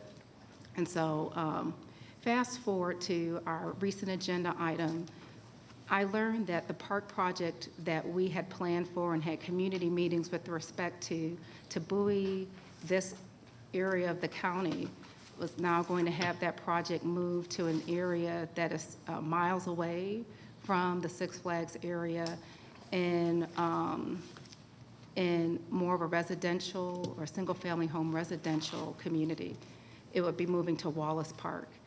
I sent communications a link, I'm not sure if you have it, CP, of Wallace Park, but I would like to see that visual so the audience can understand my concerns with this.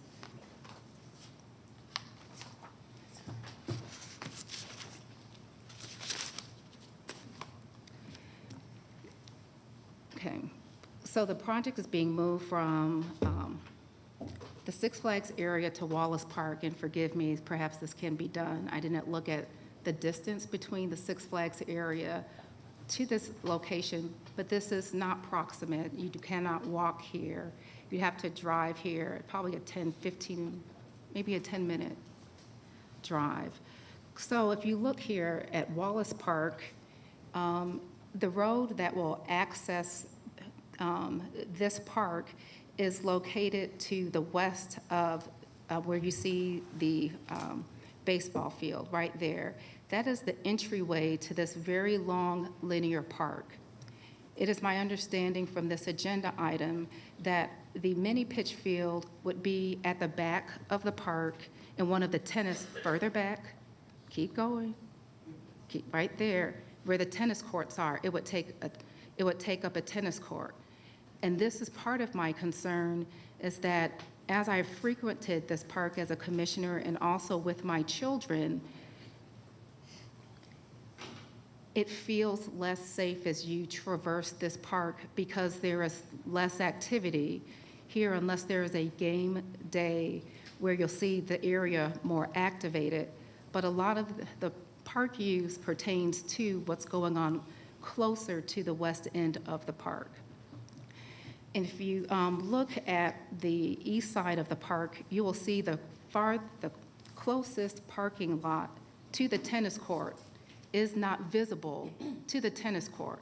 So if you're a mom like me that's tired when you come home from work and all you want to do is park yourself in a car and let your kids go practice, have their lessons on the basketball court, which I used to do, I can't sit in my car and see them, which means I have to go stand at the basketball court because there are no chairs there, which means that it's very difficult to see the safety of your child.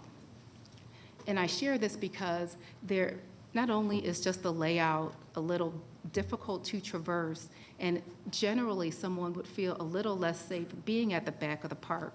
This park has actually had some activity there that makes this park less safe, particularly where those basketball courts and the tennis court is.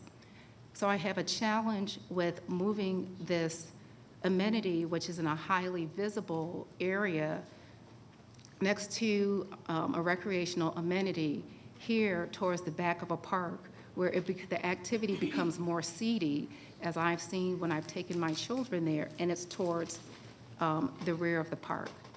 I think this undermines the intent of this asset to be visible to and accessible to an underinvested community, but it also is no longer soccer in the streets. It becomes soccer deep in the park, and this was not the original intent of this project. And the people who were engaged in the immediate or in the initial public meeting for this project have not had any follow-up for 3 years.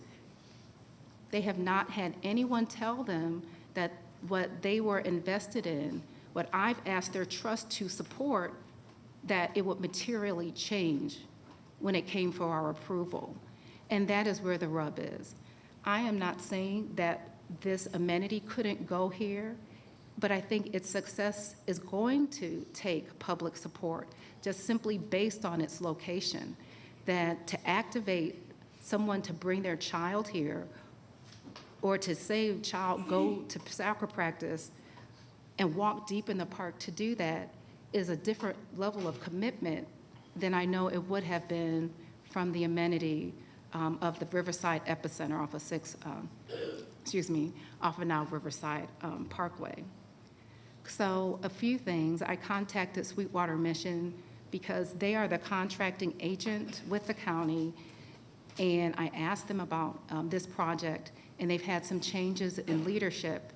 There is one continuing board member, Charles Black, who I did see a history of communication as he was being asked to support the progress of this project.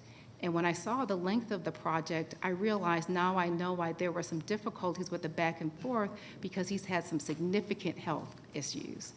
And so as this project has traversed leadership of Sweetwater Mission with the new director, they were included, but they were not included in a sit-down meeting to truly have a grasp of this project. They just know they want to support the community. And so my concern is moving this project in the way that it is today. I think it undermines, first, the commitment that was made to those residents that I consider stakeholders in this project by way of their being present in that initial public meeting. As a commissioner, I don't take my word to citizens lightly, that when I go to them and ask for their trust and support, that I feel as if I owe them my commitment to follow through on the things that we've committed to do, especially when I ask them for that commitment. And so to not go back to them, I think is not only offensive a little bit to me as a commissioner, but I think perhaps it just is in contrast to the way that I've seen parks handle projects. I've always known parks for the several projects that have transpired for us to always keep the community informed, to let them know of changes, and this did not happen here. So it begs the question, why for those other projects and not for this one? Are these citizens there any less valued for their input, for their knowledge, than those of the other area? And if so, if not so, then why can't we take the time to meet with them to let them know that this project is not going to be happening in their community, that in fact it's going to happen somewhere else? And then why not activate the citizens here to let them know that this amenity is coming, which I think could work towards our benefit. If you want to create a sense of place of recreation here, we can get them involved early so that they would know that this amenity is coming. So I just have grave concern about that. I think taking time to perhaps see if there could be support around this change would be prudent and consistent with our practice, what I've seen from our parks and recreation projects. I think it's consistent with the spirit of the nonprofit organization that approached me to want to have this project, because I perceive from our communication that they're about empowering a community, not just providing. And I think that gets to my concern about not engaging a community. Yes, we might all get to the same place at the end of the day, but the way you empower communities, especially those that are underinvested in, is to engage them. And so I think while our commissioner has the ability to just sign off on this today and move it forward, I just see it not being consistent with the model of empowerment, of having citizens on board, especially when it's the county that reached out to them. Again, I believe that there are other factors with the geography of this park, with the location of it, with the activity that's occurred there, that it significantly diminishes the visibility of a project that is going to be funded by Atlanta United to help build the spirit of soccer, and I just think we could do better. Those are my comments and why I won't support this, and why I will still advocate, should it be approved tonight, I will still advocate for the funder, as I've reached out to them already, and for Sweetwater Mission to have the public meeting so that we can give the public the opportunity to weigh in as they deserve, but I would like to think that that should be initiated by this body. Are there any other comments or response? Hello, Michael. Good evening, Commissioner. While I appreciate the passionate remarks regarding the park and sharing the history as district commissioner, I just want to take this opportunity to bring you all up to speed in my role as the current commissioner and some feedback and conversations that I've also had with the community. Now, there are several things to unpack, so guys, just stay with me. With respect to the community meeting, I also had an opportunity to review some of the comments and feedback that was shared. And yes, there were comments that it was a wonderful plan. Yes, there were comments regarding uplifting of the community, but there were also comments that shared concern with respect to the proximity of the soccer pitch park to the hotels, and I'll use the Cheers words, seedy hotels along the access road. And for those that are not familiar with the location, is off I-20 in Riverside Parkway. There is a Wendy's there, and this location is land that's been left over from a road improvement. So while there will be visibility, there is visibility from an access road.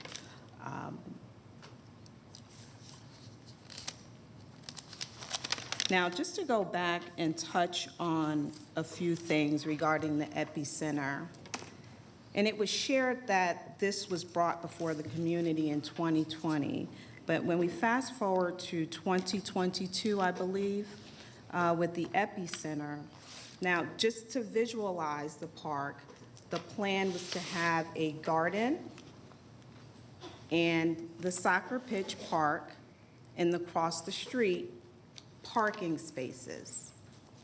The parking spaces was going to be land which was donated by the epicenter. Once the road was improved, Epicenter misunderstood that the county would allow them to erect their sign in the county's right-of-way. Well, the county would not allow them to do that. So the Epicenter says, well, as much as we support this project, all bets are off. So that left the community with a garden and a soccer pitch park, but no place to park. In some of the comments, there is grave concern regarding safety with this location being right off I-20. I-20 along Riverside, while we have some of the crime under control, there is still crime on Riverside, and we deal with that. Six Flags Park is yards away from this location. During park opening day, without fail, we receive communication from law enforcement that there has been whatever type of bad behavior at Six Flags Park. Am I concerned regarding the safety of the children with kids running from Six Flags Park wielding guns or whatever else? Absolutely I am. I'm less concerned with visibility, I'm more concerned with safety. If you're familiar with the area, again, there are hotels, I want to say they're maybe efficiency hotels or short stay hotels. I do know that some years ago that law enforcement has been out to those hotels on plenty of occasions. This park would be yards from those seedy hotels. So while I understand that the location for the park, for the soccer pitch would be on the back side of the park, it's more appropriately suited in an area that offers recreation. Now, I want everyone to understand that we're not taking the park away from the area. The idea is to move the soccer pitch to a park that will also be utilized by an underserved community, whether it's apartment or houses. They're still underserved. Cobb County still owns that property. It is still the plan to move forward with a garden at that property. But with moving the soccer pitch park, it gives us an opportunity now to have parking for our gardeners. Nobody's going to walk to a garden carrying their supplies across their shoulders. This is an opportunity where we can kill two proverbial birds with one stone. We have a soccer pitch park, which is beautiful, by the way. There is one that's at the SAE school, also in District 4, and it's a beautiful park. I am hopeful that in having this asset or this amenity at a current park, perhaps it will curtail some of the nefarious behavior at the park. Perhaps it will introduce students to or kids to a sport that they may not have otherwise have access or interest in. So I want to be clear that nothing is being taken away from anyone. And while I understand that there was a meeting in 2020 regarding the park and that there has been community feedback around the park, I understand that, and I can appreciate that. But what I also understand is that as the district commissioner, I have been voted in to protect your interest and to make decisions on your behalf. In a perfect world, at times, we will have an opportunity to go back to the community. We have done that at least 3 times with the new Osborne location. So it's not a question of Riverside residents not being shown the same respect as other places, because I've been to, we've had the Osborne at least 3 town halls. This becomes a question of safety to me. Now, while I understand that the chair and I have a difference of opinion as it relates to safety and what we describe to be safety, I just do not think that it's prudent to have such an activity off an access road, off of a major interchange, where Cobb Police has confirmed on numerous occasions that when there is crime committed on Riverside Parkway, they're flying down Riverside Parkway and they're jumping on I-20. Am I concerned with kids walking from the park and possibly being in some type of crossfire or hit by a vehicle? Oh yes, I'm concerned about that. But I think you all get the gist of what I'm saying and my decision for moving forward. I am not one for not involving my community, and for those of you who know me as your commissioner, you know I'm very accessible, and it's never my intent not to go to my community for anything. But I will share with you that there are times that as a district commissioner, if I feel that this needs to be done differently and it's in the best interest of my community, I am positive, if nothing less, based on my body of work, that I will have the support of my community in my decisions. And therefore, I support this agenda item. Thank you. Thank you, Commissioner. I think no one, and particularly me, I do not question your support for the community, but it's one thing to make a decision on their behalf and to move in lockstep with the community. The community for the Osborne project were in meetings with me on a monthly basis prior to that project.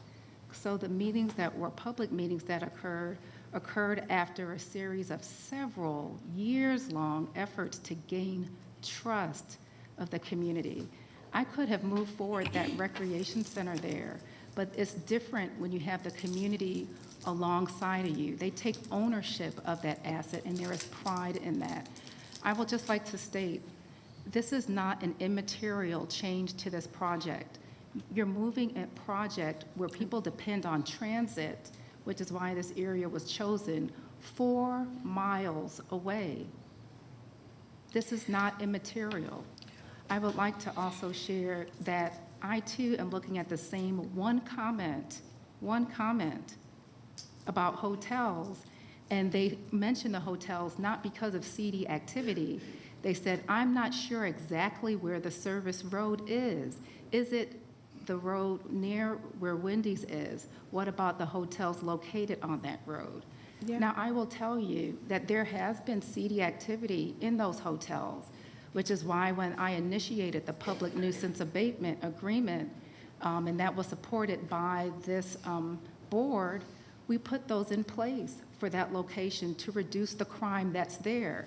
So to refer to activity that occurred several years ago and then say 5 years later that you're going to be incriminated on a crime level that was out of control in the past, to me does not give this community hope that they can move forward from the reputation that it's had for being a crime-ridden area. The Six Flags area has made such significant transformation with particularly the Riverside Epicenter. If it's not a $20 million plus investment, it's a $30 million plus investment right there. What else did we do to make that area more accommodating for our citizens? Where we say that it's unsafe to cross the street, we've put in an actual stoplight for our citizens, and it's made that area a safer place for people to traverse. But even still, this park is not accessible immediately off of Riverside Parkway. It would be accessible off of Riverside, off of the South Service Road. And again, I'm there on a frequent basis, and the distance is even shorter from that parking lot to this park than it is from the Wallace Park parking lot to where the tennis court will be. So I just want to give the public the opportunity to visualize what this is.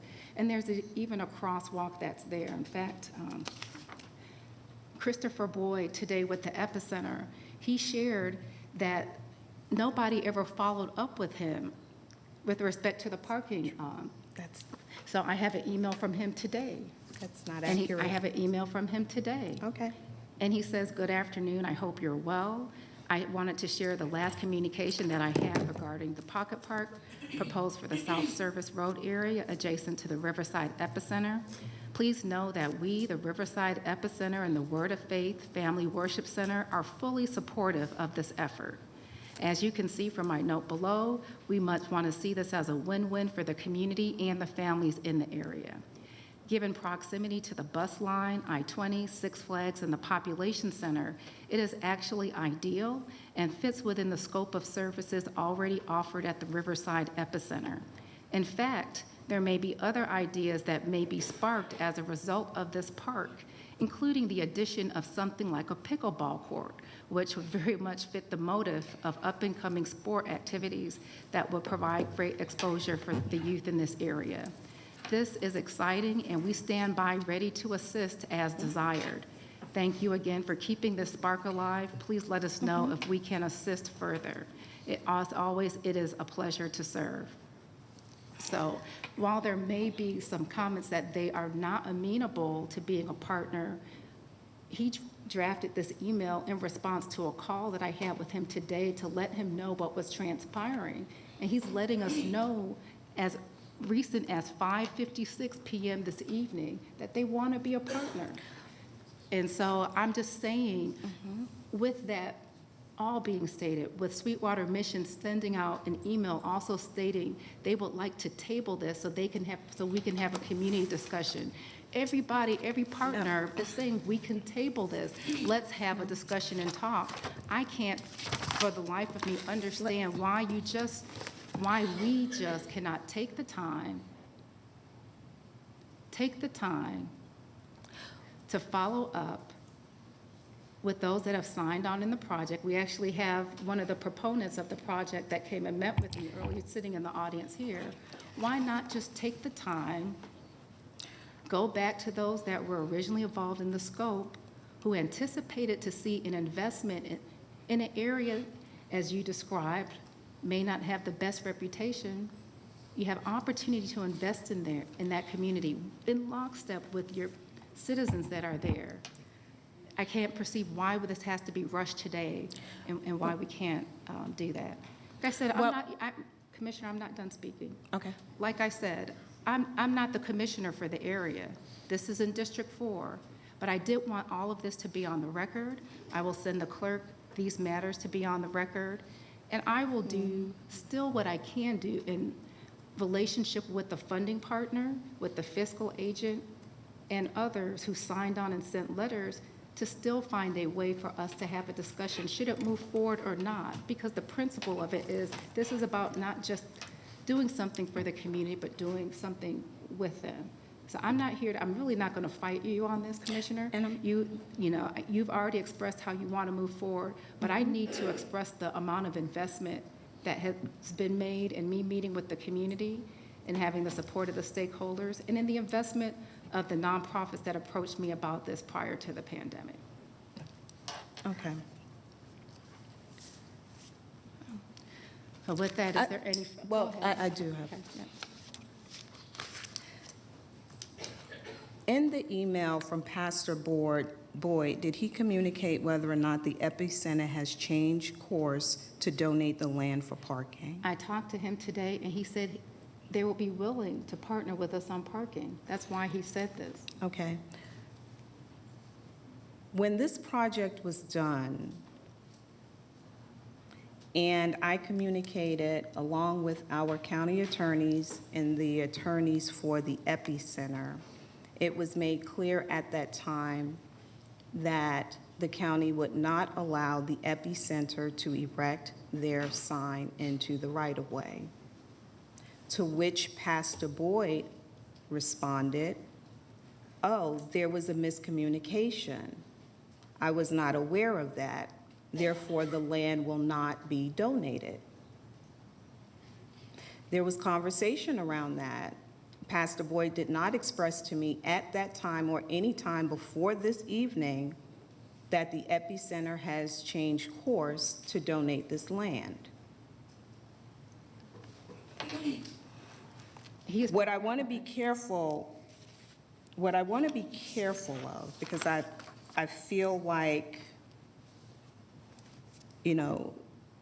there is this feeling that I don't want people to walk away with, that I do not care, I do not give thought, or have not given thought to the investment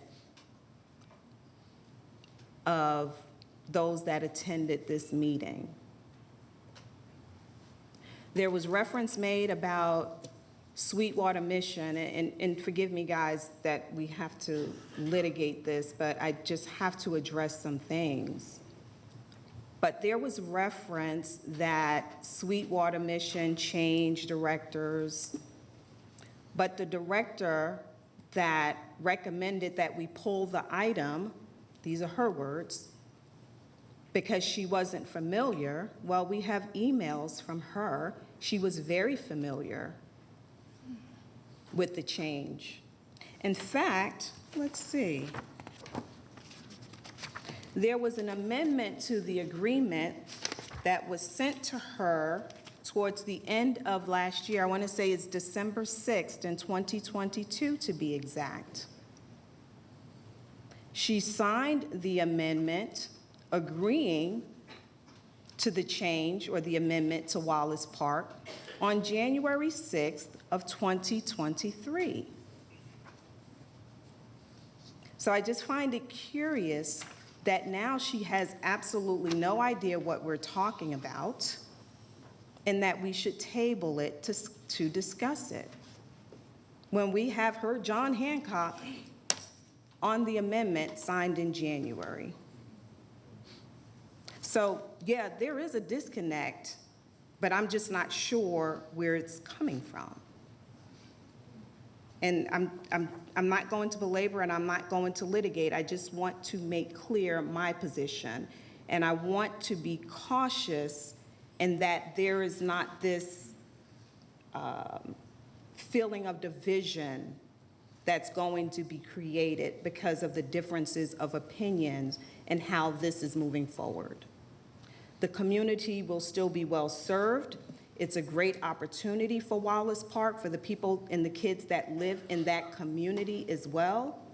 There is still an opportunity for the community to have a community park.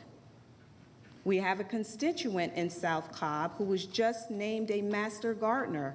She and I talked recently about having space in South Cobb for a garden. DOT still has $87,000 left to invest in this garden. So we're not taking anything from anyone.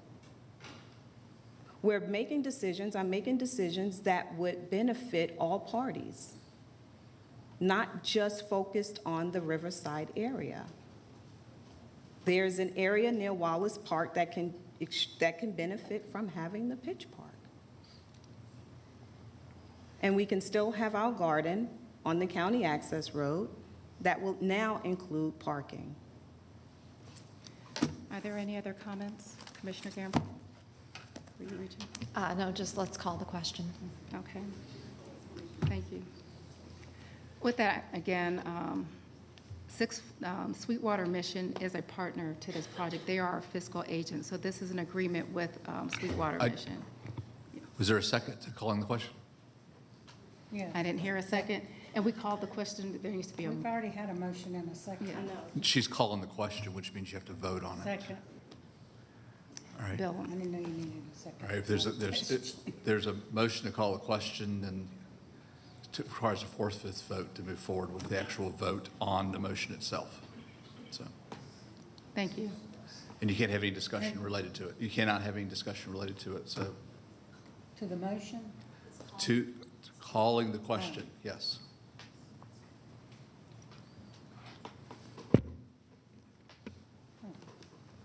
Okay. Then you move forward with the actual motion and Thank second you. that's on the table. Thank you, Bill. So we'll call the question. Thank you. Thank you. So we'll move to our next agenda item, which is for item 12. Excuse me, that was for our consent, excuse me, we're going back to our regular agenda. Just give me a second, please. Thank you.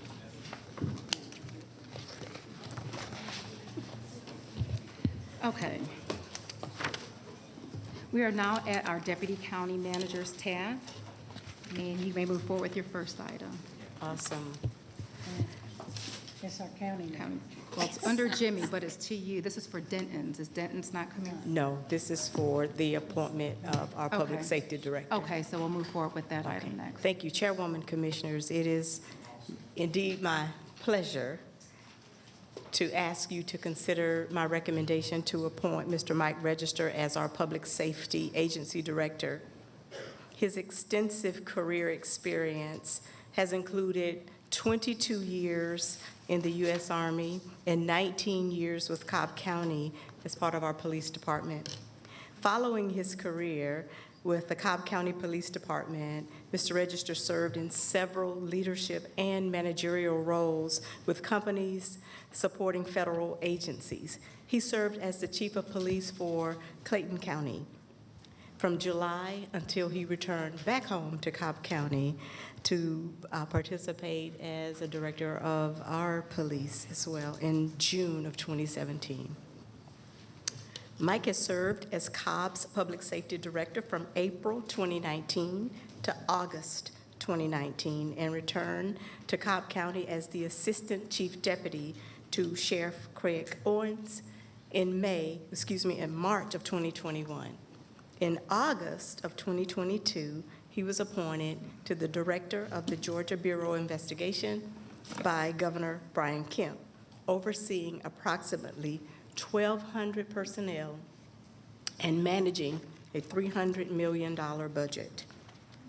Mr. Register holds a bachelor's degree in accounting and international finance and a master's degree in public administration, and he is pursuing a doctorate degree in public administration and policy. As part of our national search, and given Mr. Register's extensive experience in the field of law enforcement, it is my recommendation that this board appoint Mr. Mike Register as our Public Safety Director effective July 24, 2023. Thank you. Our new Public Safety Director, and I'll speak that in advance, is not a stranger here. And I can assure you tonight that this is a decision that we all agreed on. So with that, I make a motion that we appoint our new Public Safety Agency Director. Second. Mike Register. Okay. Everybody second. Okay. Is there any discussion? Yes. Yes, go ahead. Welcome home. We're glad to have you. Thank you. And can't wait to get going. Another month. Thank you. Commissioners, Chairwoman, if it's okay with you, I would like to ask Mr. Register to come up with his wife and flanked by his department heads, if you don't mind, so he could have a word to Can we have say a to. vote? County Manager, can we have a vote? Yes, please. Come on, hurry up. Thank you. I guess there's still some question before they do come up here. With that, we've had a motion and a second. Any further discussion from our commissioners? All right, call the question. The motion carries 5-0. Congratulations.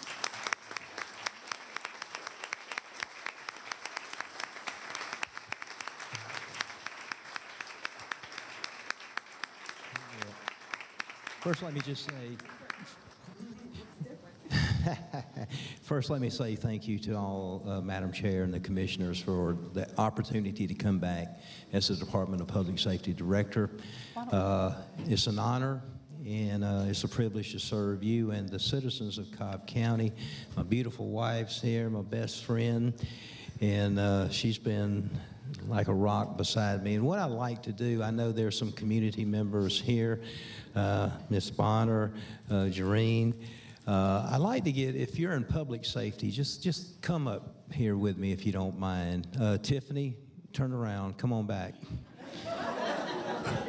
I know we've got some of the command staff back there. If you could just come up, and I'd like to get a picture. And I know we got a representative from the sheriff's office. I asked Colonel Morris to be here, and he's back there hiding. Come on up, Dwayne. Who? 911, I think you're back there. Could you come up? Hey, you know, when I was coming here tonight, I saw a patrol car, and it's got commitment, service, and partnership on the back. When I was the chief of police, I actually had that put on all the patrol cars because I truly believe that public safety is committed to giving the best service that we possibly can to the community, and we also know the value of those partnerships. And I got to tell you, from government on down, you know, everybody in Cobb County government, they're committed to making this county a better place. And I know the men and women who make up our public safety, I know firsthand the selfless service that they give and the dedication that they show on a daily basis. And I'm just very proud not to only lead you, but to be part of your team. You know, every day we put checks in either one of 4 columns. One column is what have I done, what I didn't do, what I could have done, and what I should have done.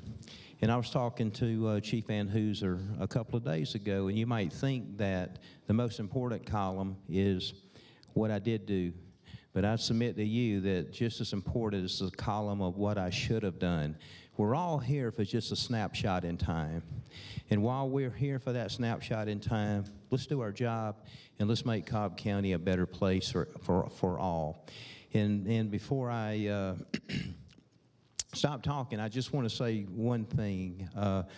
You know, it's been a hard week for the Cobb County family. I just wanted to ask everyone in here to send your prayers and condolences to the family of Spanky Watkins. He was a detective here for many years, a good friend of mine.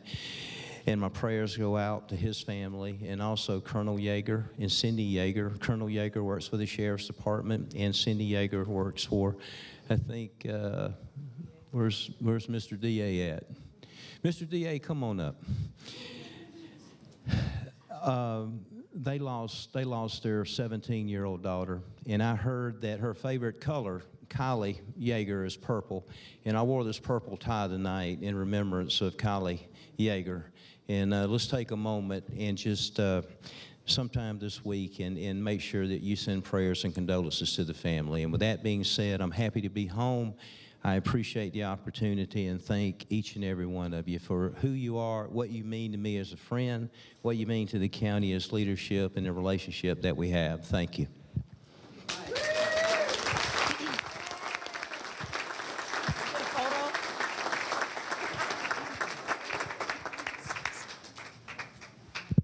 He wants the photo. I don't know how we're going to do this.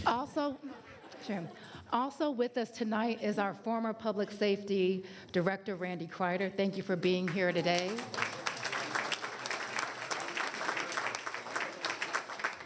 And, yeah. Commissioners, why don't we come up here? Yeah.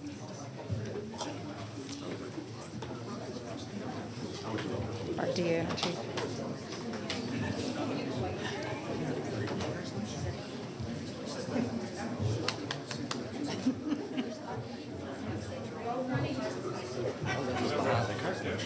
Oh, okay. You too. See how the sausage gets made. Hi, Miss Candy. When it gets real heated up here. Hey.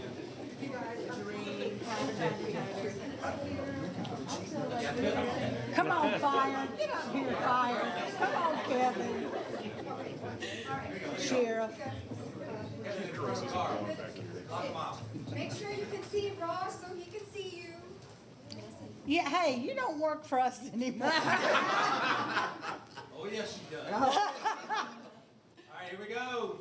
3, 2, and somebody was blinking. Hang on. Hey, I got one request. Bert and Christina Brown, could you come up? No, come on up. I know you're not dressed for the occasion, but come on up. Let's get one shot of out. Neither is Randy. He's going to talk Randy. Retirement. Yes. Is that mic off so everybody I was 7 o'clock in the morning. I know, really. Look at that hair. It looks good on you. It looks good. Hey, that balances it out. All right. Here we go. All right, here we go. 3, 2, and got everybody in there. Thank you. Thank you.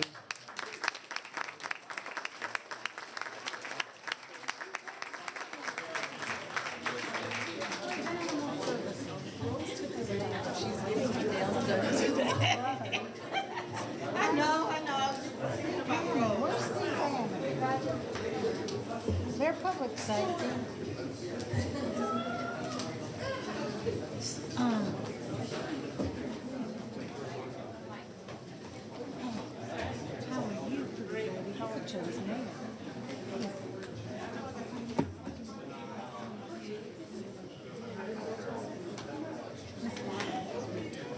Are you seeing anything in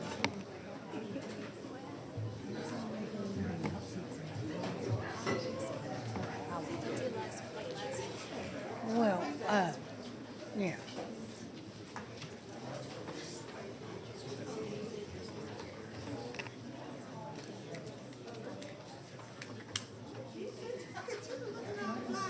Talking to Pearl. Oh. We got one more relative.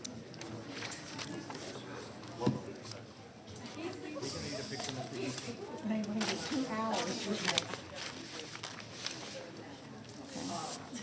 What? Oh, he's next. I think the DA's next, didn't he? Oh, no, 24. I feel like my numbers are thrown off. 1 second. Just give me 1 second. Let me find my actual agenda.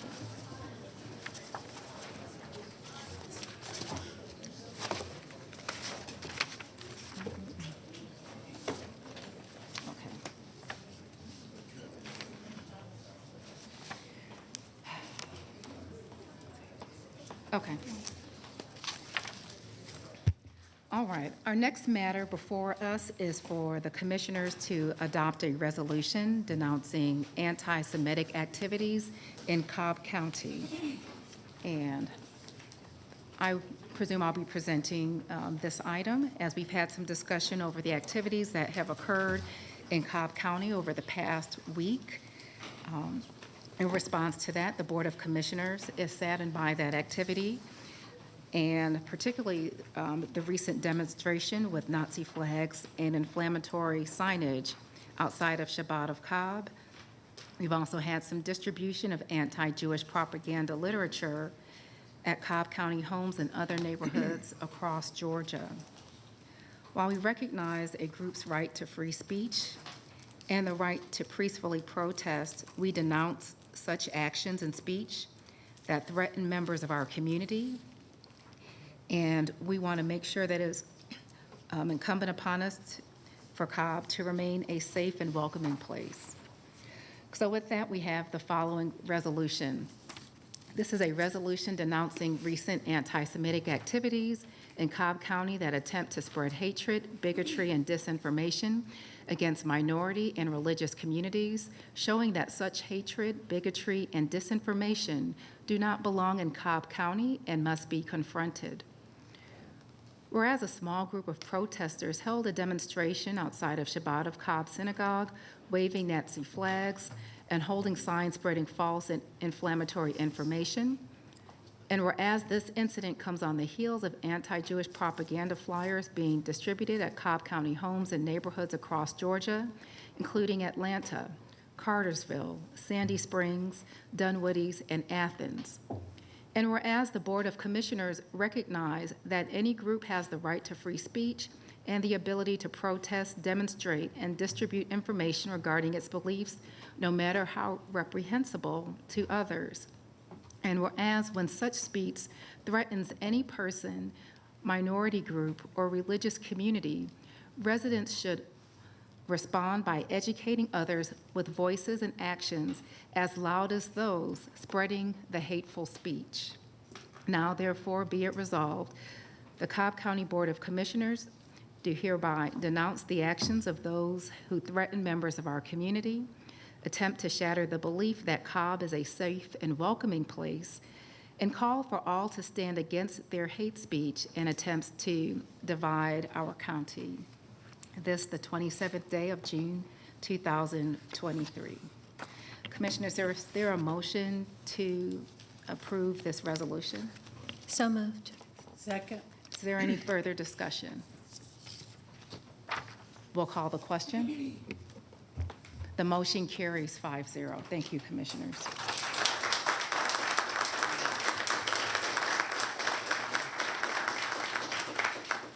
Okay. We are now at our Deputy County Manager's agenda item. Good evening, Chairwoman, Commissioners, Madam County Manager. Tonight's been a prime example of a tab being hijacked. I had the tab and everybody got hijacked with all these. I know. I tried to throw you up there, Jimmy. That's okay. I willfully acquiesce. Our item this evening is for the board to approve a contract with Denton's USA LLP for state and federal consulting services. On May 9th, the board approved the top 3 ranked firms to complete this work for the county.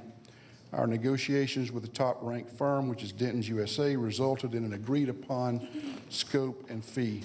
The scope of work included in the contract documents details how this firm will assist the county in our lobbying efforts in both Washington as well as at the state capitol. Therefore, we ask the Board of Commissioners to approve a contract with Denton's USA LLP for state and federal consulting services in an amount not to exceed $204,000, authorize the corresponding budget transactions, and further authorize the chairwoman to execute the necessary documents. Okay. Is there a motion? Motion to approve. Second. Any discussion? Call the question. The motion passes 5-0. Thank you, Jimmy. With that, we are now at our DA's tab. Is anyone here from the DA's office? All right, our DA is still with us. Thank you.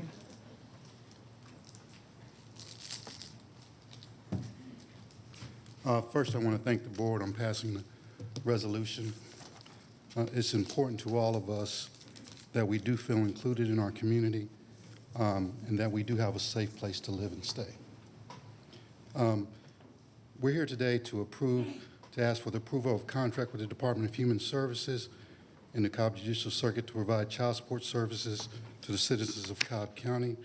Our recommendation is that the Board of Commissioners approve the fiscal year 2024 contract with DHS in the amount of $1,004,056 with an approved supplemental contribution of $699,269 to the program, and authorize the transfer of all personal from unit G373 to Unit 374, and authorize the corresponding budget transactions, and further designate the district attorney as a signature authority for all the documents related to the ongoing Department of Human Services agreements with the district attorney's office for this fiscal year.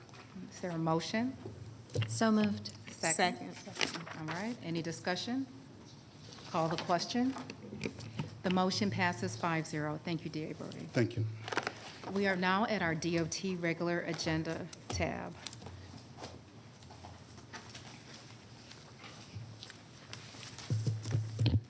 Good evening, Chairwoman, Commissioners, Drew Essler, DOT. The department has 8 items for your consideration this evening. Our first item is to recommend the Board of Commissioners approve an intergovernmental agreement with the City of Smyrna in an amount not to exceed $233,678.34 for resurfacing on Dixie Avenue, resurfacing contract 2023-3 Local Road South, project number B2908, authorize corresponding budget transactions, and further authorize the chairwoman to execute the necessary documents. Okay, and we have Districts 2 and 3. Commissioner Richardson. So moved. Second. Any discussion? Call the question. The motion passes 5-0. Thank you. On that same project, our next item is to recommend the Board of Commissioners approve supplemental agreement number 1 to resurfacing contract 2023-3 Local Road South with Blunt Construction Company Incorporated in an amount not to exceed $483,658.88 for resurfacing on Dixie Avenue, project number B2908. Authorize the corresponding budget transactions, and further authorize the chairwoman to execute the necessary documents. All right, Commissioner Burrow this time. Motion to approve. Second. Any discussion? Call the question. The motion passes 5-0. Thank you. Our next item is to recommend the Board of Commissioners approve a memorandum of agreement with Cobb County Marietta Water Authority in an amount not to exceed $1,623,284 for resurfacing Cobb County Marietta Water Authority project number B2951. Authorize the corresponding budget transactions, and further authorize the chairwoman to execute the necessary documents. Commissioner Sheffield. So moved. Second. Is there any discussion? Call the question. The motion passes 5-0. Thank you. Our next item is to recommend the Board of Commissioners approve a contract with Advanced Sports Construction LLC in an amount not to exceed $720,897.55 for Bill Murdoch at Walton High School, project number B2802. Authorize the corresponding budget transactions, and further authorize the chairwoman to execute the necessary documents. Commissioner Richardson. So moved. Second. Is there any discussion? Call the question. The motion passes 5-0. Thank you. Our next item is to recommend the Board of Commissioners adopt a resolution committing to a safety goal of 0 deaths and serious injuries as a result of crashes on public roads in Cobb County, and adopting a 5% annual reduction target for all safety performance measures, and authorize the chairwoman to execute the necessary documents. Is there a motion? So moved. Second. Any discussion? Call the question. The motion passes 5-0. Thank you. Our next item is to recommend the Board of Commissioners adopt a resolution authorizing the submission of a Safe Streets for All grant program application to the U.S. Department of Transportation for implementation of the Multi-Corridor Safety Improvements Project, designate department representatives for all matters associated with the SS4A grant application, and authorize the chairwoman to execute the necessary documents. Is there a motion? So moved. Second. Any discussion? Call the question. The motion passes 5-0. Thank you. Our next item is to recommend the Board of Commissioners approve a Cobb Framework Agreement with the Town Center Community Improvement District for preliminary engineering design of Big Shanty Road widening, Cobb County project number B2431. Authorize the corresponding budget transactions, and further authorize the chairwoman to execute the necessary documents. Commissioner Burrow. Motion to approve. Second. Any discussion? Call the question. The motion passes 5-0. Thank you. And our final item tonight is to recommend the Board of Commissioners approve a project framework agreement with the Georgia Department of Transportation for preliminary engineering of Big Shanty Road widening, Cobb County project B2431. Authorize the corresponding budget transactions, and further authorize the chairwoman to execute the necessary documents. Once again, Commissioner Burrow. Motion to approve. Second. Any discussion? Call the question. We need Commissioner Burrow.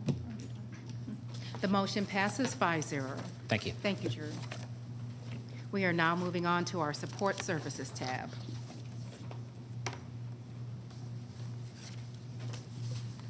Good evening, Madam Chairwoman, Commissioners, County Manager.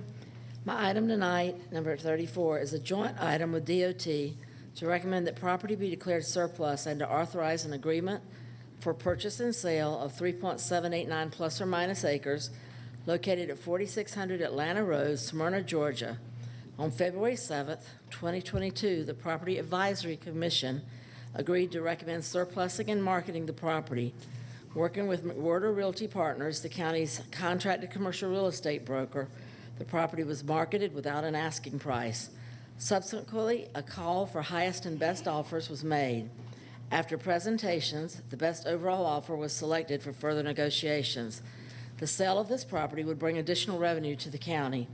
We are requesting that the Board of Commissioners declare the property surplus and authorize an agreement for purchase and sale for the sale of 3.789 plus or minus acres of property located at 4600 Atlanta Road, Smyrna, Georgia, to Flournoy Development Group, LLC, for the price of $7,550,060 to $13,650,000 in accordance with the terms and conditions set forth in the attached agreement for purchase and sale.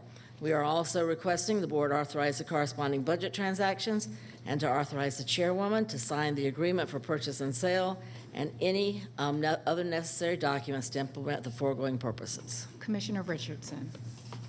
So moved. I'll second. Is there any discussion? Yes, Commissioner Gambrill. I cannot support this agenda item. While I support the county selling surplus property, I cannot support this one because the ultimate price that the county will get for the property is dependent on a future rezoning, which is dependent on the number of units, which is shown in Schedule 2 of this agenda item. To me, that makes this not a I find it to be a conflict for future decisions, and therefore I cannot support it. Sharon, if you can address if Yes, ma'am. that is if this is a typical occurrence or if this has been our practice. No, this is, so for us in support services, zoning and sale of property are two different processes. We basically, DOT and support services for this, and then I'm going to defer to the county attorney after I say this, about the little portion of what we did. DOT and support services work with the county's commercial real estate broker to market and sell the property based on their market analysis, and they're here tonight, of similar properties and their expert recommendation during negotiations with potential buyers to ensure offers were in line with fair market value. We sell the property. We don't consider what the use of the property is. That would be handled during a zoning process, which would still have to occur with the purchase and sale agreement that we have. The property would still have to come before zoning, et cetera, and that process would occur separately. So, Bill, I'll defer to her conflict of interest with you. Of course, the board has a duty to sell its property to the highest reasonable bidder. In this particular instance, the bidder suggested various formulas by which they would be able to sell basically an offer price based upon how many units they were able to gather. Hence, we have the $7.5 million up to $13.6 million based upon how the zoning ultimately comes out. It's not, the price is contingent upon not a particular outcome, but whatever the board would feel like when your full discretion you're able to do under the zoning. And that would then result in the contract price. This is the best way to be able to get the highest reasonable price for the property, which is part of your duty as the board. So. Thank you, Bill. Commissioner Richardson, I saw your hand. Yeah, it was really around the clarification because I did want to make sure. I know I had a bunch of questions regarding this process. It is a practice that's defined by law, but it's not something that frequently occurs. So just to gain that clarification, I think was critical, and certainly making sure that there wasn't any. Because I know, none of the members of the commission participated in any calculation of that negotiation or what have you. That's something that's done separately through parties that do that job. But the part where we play a role is in understanding the zoning, just as any other zoning application, which then affords the community ample time, ample opportunity to participate as would any other zoning hearing. And that was my understanding. That's correct. Otherwise, you would be selling the property at obviously something that's going to be rezoned at a much higher price, and that you would not be fulfilling your duties to get your highest possible price for surplus property. Thank you. Thank you. Commissioner Burrow. Since this was initially purchased under SPLOST, it says that $12,968,612 will go back into SPLOST? Yes, And ma'am. I'm sorry, go ahead and finish, I'm sorry. Is that the amount that will go back into Yes, SPLOST or ma'am. excess of that? No, that will go back into SPLOST. When we sell a surplus property, it is our practice, if there are specialty funds used, whether that be SPLOST or other types of specialty funds, that amount that was used to purchase that property would go back into that specific fund. So anytime we sell property, similarly was Corner Road, a portion of Corner Road, it's not just to purchase the property, but if we improved a building on the property, that many dollars would go back into SPLOST when we sell the property with the building. So that would go back into SPLOST. Is it designated to DOT, parks? Does it matter what? This was a where it DOT, goes? this was a DOT SPLOST project. Okay, so it will go back to DOT? Yes, ma'am. Okay. Unless I the just board, didn't know. unless the board chose to do it differently, but that's where we normally do it. It has to go back to DOT, Bill?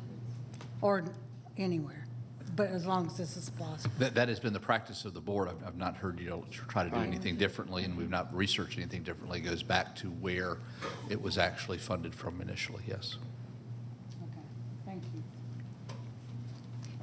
Commissioner Gambrell. But I think we need to understand, in order to refund the SPLOST the full amount, we would have to approve over 300 units per the chart. But you would only refund what we sold. If we sold it for less, then the entire amount would go back to SPLOST. There's no obligation That's just to our recover process, it. the way we do it. There's no obligation for that. There's a fairly long, I know you all have read the contract, due diligence process to allow the process the county follows in zoning to take its normal course in this purchase and sale agreement. Yes, ma'am. And from what I understood, highest and best offer was regardless of what the unit count is. If it's 300, they have a highest and best. If it's 100, it's highest and best. If it's whatever, it's highest and best from that calculation to fulfill that duty. It is highest and best. Understand, when we look at it, it's highest and best use. There are certain limitations put on this property by DOT, and DOT could address those about ingress and egress, so there are certain things that you could not put on this. We did meet with community development. We knew what this property was, a truck stop on an interstate, I-285. When we met with community development and DOT, there were various eligible uses for this, and that's one reason we looked at it. There were some things that would not work due to the fact of the traffic patterns and what was legal, not legal, but acceptable to DOT for ingress, egress into the property. So when you looked at those uses, then yes, this was highest and best. Thank you. Any other questions or comments regarding this item? Okay, there's been a motion and a second. I'll call the question. The motion passes 4-1 with Commissioner Gambrell in opposition. Thank you, ma'am. Okay, thank you. We'll go to our next agenda item.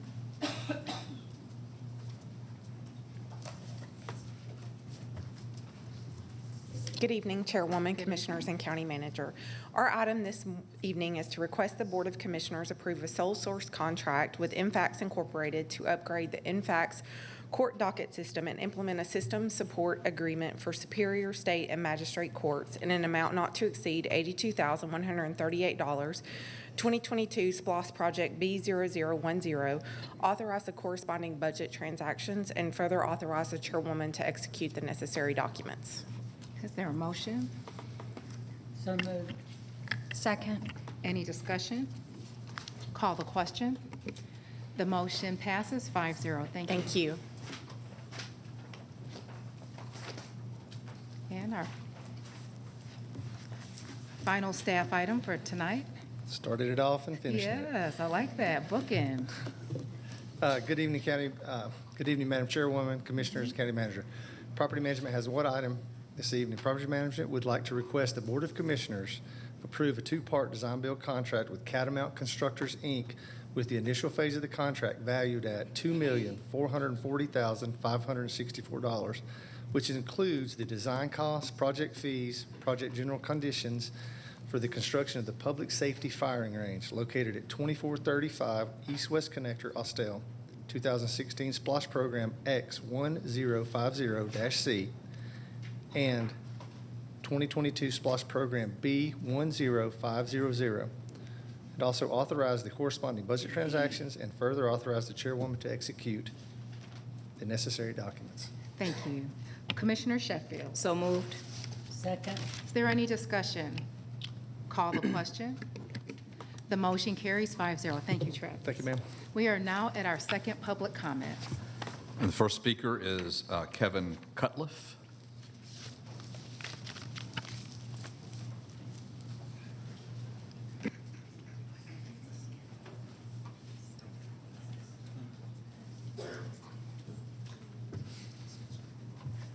Hi there, my name is Kevin Cutliff. I live in District 2 and have lived here since... To have some movement, let's just wait a quick second. We have some people. Oh.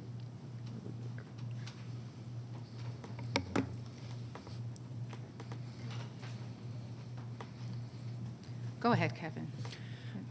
Yeah, so my name is Kevin. I live in District 2, lived here since I was a child. I'm 21 years old, and I'm an exclusive bike rider in the county. I chose to use an e-bike for my transportation instead of a car for its environmental, physical, and practical purposes. And it's helped me go grocery shopping, meet friends, and go to work.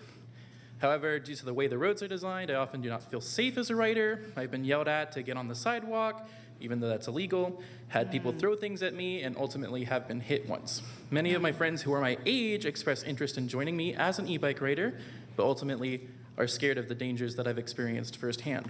I wanted to thank the board for approving the safety plan, as I hope it will improve conditions for bike riders alongside walking pedestrians such as myself with better road designs, dedicated bike lanes, and bring more aspiring riders my age, those who are now able to vote, out of their cars and onto the road.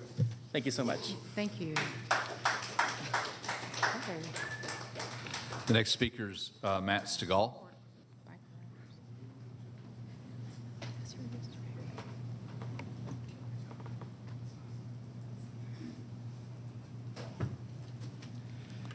Good evening. Good evening.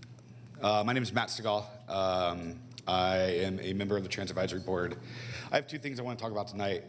The first one, just real quick, I just want to thank the board for approving the safety action plan. That is honestly a historic moment in this county to allow us to focus on reducing the deaths and serious injuries of all users of the road. And so, and that includes pedestrians, bikers, transit users, everyone. And there's a lot of vulnerable users of our road. And I noticed that there's sidewalk gaps and crosswalks aren't where they should be and many other things. And hopefully this starts the process to ensure that all of our roads are designed safely and with all users in mind. The second topic I wanted to discuss, had a lot of discussion already earlier tonight, regarding the South Cobb Pocket Park and really just the overall vision, the original vision, and just kind of my experience. I was involved in the initial conversations of it. I have a deep love of soccer. I know Soccer in the Streets for years. They're a great nonprofit. They build soccer pitches on transit stations with MARTA. They're internationally recognized for this as a great opportunity to bring people together. And yeah, it just started as an idea, and we were able to win a grant from the Georgia 100 program, as well as a grant from AmeriCorps to put a community garden at that location. And this was all back in, I was just looking at some of the timeframes, October of 2020 is when we learned that we had received these grants. And we had a public meeting in June, and some of the comments were overwhelmingly not really just the soccer pitch, but also, the community garden, the walking trail, exercise stations, all those things were heavily prioritized. And really, we had was 40 respondents to a public survey, and it was overwhelmingly positive. People saying they'd use it regularly. It was definitely a need for a park in that area. I understand there were some complications with the mini soccer, soccer pitch and everything at that location. It's unfortunate that the parking lot and there were parking requirements and negotiations with the possible partner in that case. But at the end of the day, that area is both a food desert when it comes to grocery stores, as well as a park desert when it just comes to outdoor recreation.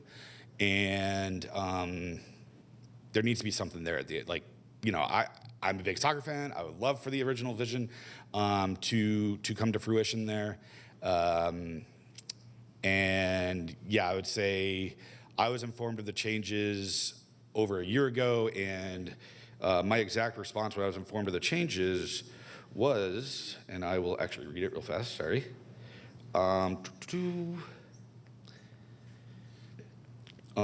Thank you for informing me, but I have to say I'm disappointed in this decision, especially with zero public input on the matter. This park was a unique opportunity for the county and the South Cobb community to turn a previous road right-of-way into a community pocket park, and it received significantly positive public feedback at the open house. The intent of the grant money wasn't to add a feature to an existing park, but to combine the grant funds into an opportunity that impacted a community that is in a park desert and is one of the federally recognized census tracts for opportunity. Much of this community is within walking distance or to utilize transit with the bus stop right in front of their property. So again, that was just the original vision of the park from day one, and it would have been great to see that. And yeah, that's all I have to say. Thank you and have a good day. Michael Garza.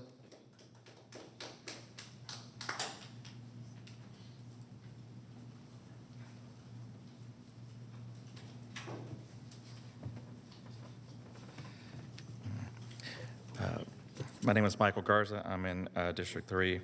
At a Cobb GOP breakfast last month, a prominent Cobb resident who actually spoke today and the head of the Cobb GOP were seen lamenting the urbanization of our county, and that's the word that they used, in particular around efforts to invest in public transportation.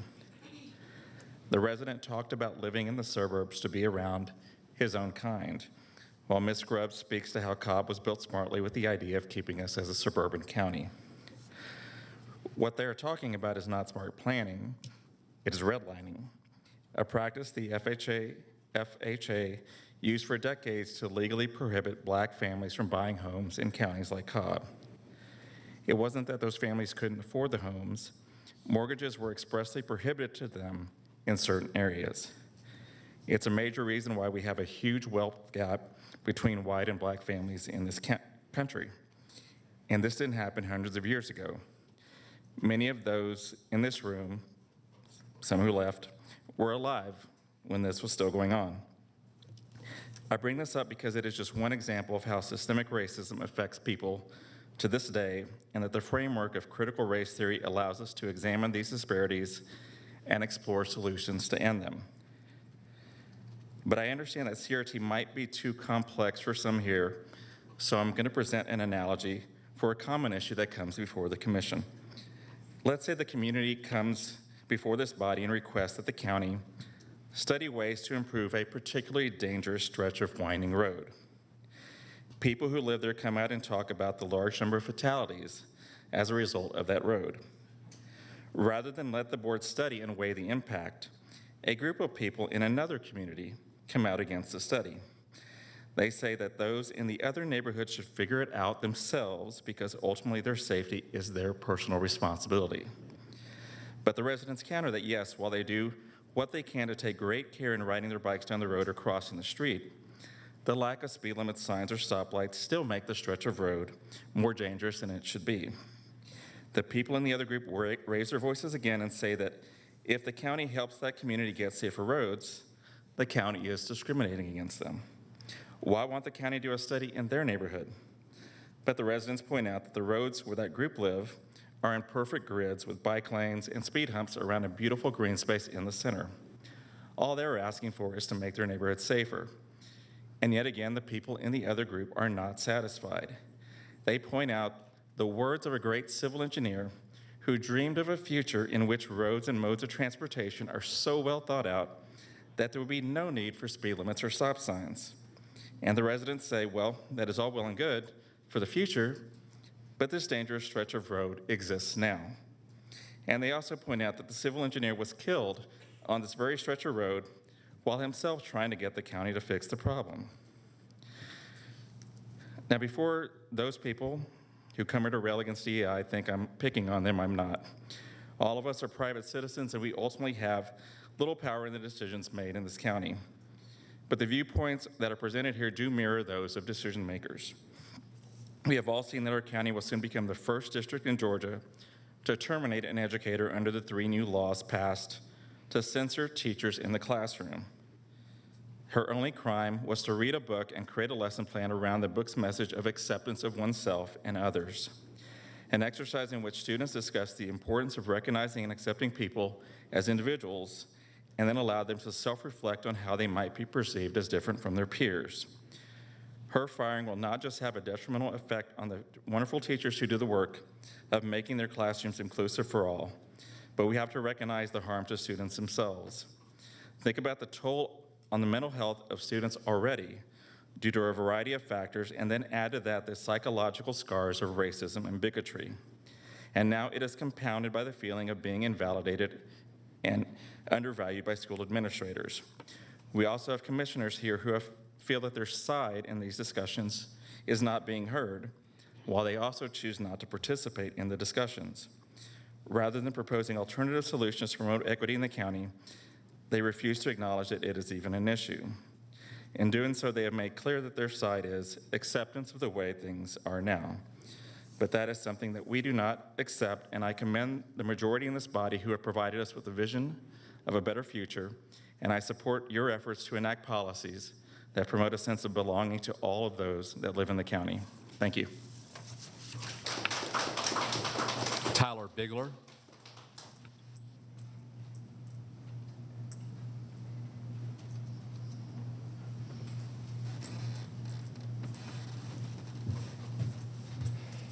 Good evening, Chairwoman, Commissioners, staff. Tyler Bigler, I live in District 3.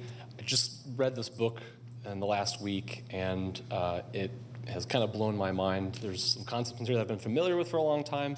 It's only 230 pages, and I have 5 minutes, so I think I can get through it, so let me start right now. No, I'm just going to read a couple snippets that I think are applicable to the Safe Streets and Safety Plan that was just approved. So first, a couple definitions. A road, I want to talk about a road. A road is a high-speed connection between 2 productive places. A street is a platform for building community wealth in those places.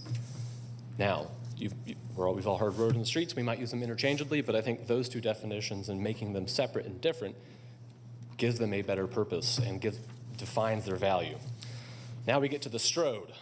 The Strode is a street road hybrid. It is the futon of the transportation system. A futon is an uncomfortable couch that converts into an uncomfortable bed, something that performs 2 functions but does neither well. A Strode tries to be both a street and a road, providing both mobility and access, yet it fails miserably at both. Stroads are the most dangerous environment we routinely build in our cities and municipalities. If we applied a fraction of the level of scrutiny to their design that we have to the design of such items as baby carriers, lawnmowers, or beach toys, we would have made radical reforms decades ago. Thousands of people die each year on Stroads, with countless more maimed and permanently injured. This happens for reasons that are not difficult to discern. Stroads facilitate traffic speeds that ensure a high frequency of violent collisions. A collision with a change in speed of 30 miles per hour can result in a severe traumatic brain injury for the driver or passenger, which is a level 4 on the abbreviated injury scale. Ask DOT what that means. The only way to have meaningful reductions in speed and a significant impact on the number of crashes is through geometric change. The design of the street needs to change to prompt people to drive slower. For streets, platforms for creating community wealth and value. For streets, we need complexity in order to build a productive place. Traffic needs to flow at a neighborhood speed. 15 miles per hour or less is optimum. To make human habitat that is safe and productive. To achieve this on a street, the street design needs to shift drivers from the passive awareness that we all have when we drive to the mental state of heightened engagement that you would find in lower speeds, more complex environments. Where traffic engineers have done a brilliant job recognizing the limits of human cognition and adjusting speed limits on roads to reflect the 85th percentile speed, that's the measurement is used to determine speed limits, they now need to apply that same insights to streets. The only difference is that instead of using the 85th percentile speed to adjust the speed limit on streets, we need to use the measured speed to adjust the design. Where drivers are traveling too fast, the geometry, the design of the street needs to change and keep changing until a safe 85th percentile speed is achieved. Again, I wish I could read this whole book to the group here because it is fascinating and gave me really good, deeper insights into the way that we build our transportation systems. And I'd like to note too, it's not attributing malice to anyone in government or to DOT or engineers. It talks about the history of our car-dependent design post-World War II. Anyway, I'm going too deep into the book now, but it is engineers trying to do good work and improve safety, but I think along the way, the intent was lost, and it was safety for cars and allowing high speeds at the detriment of the people living in places. Thank you. The next speaker is Larry Darrell. Is that correct?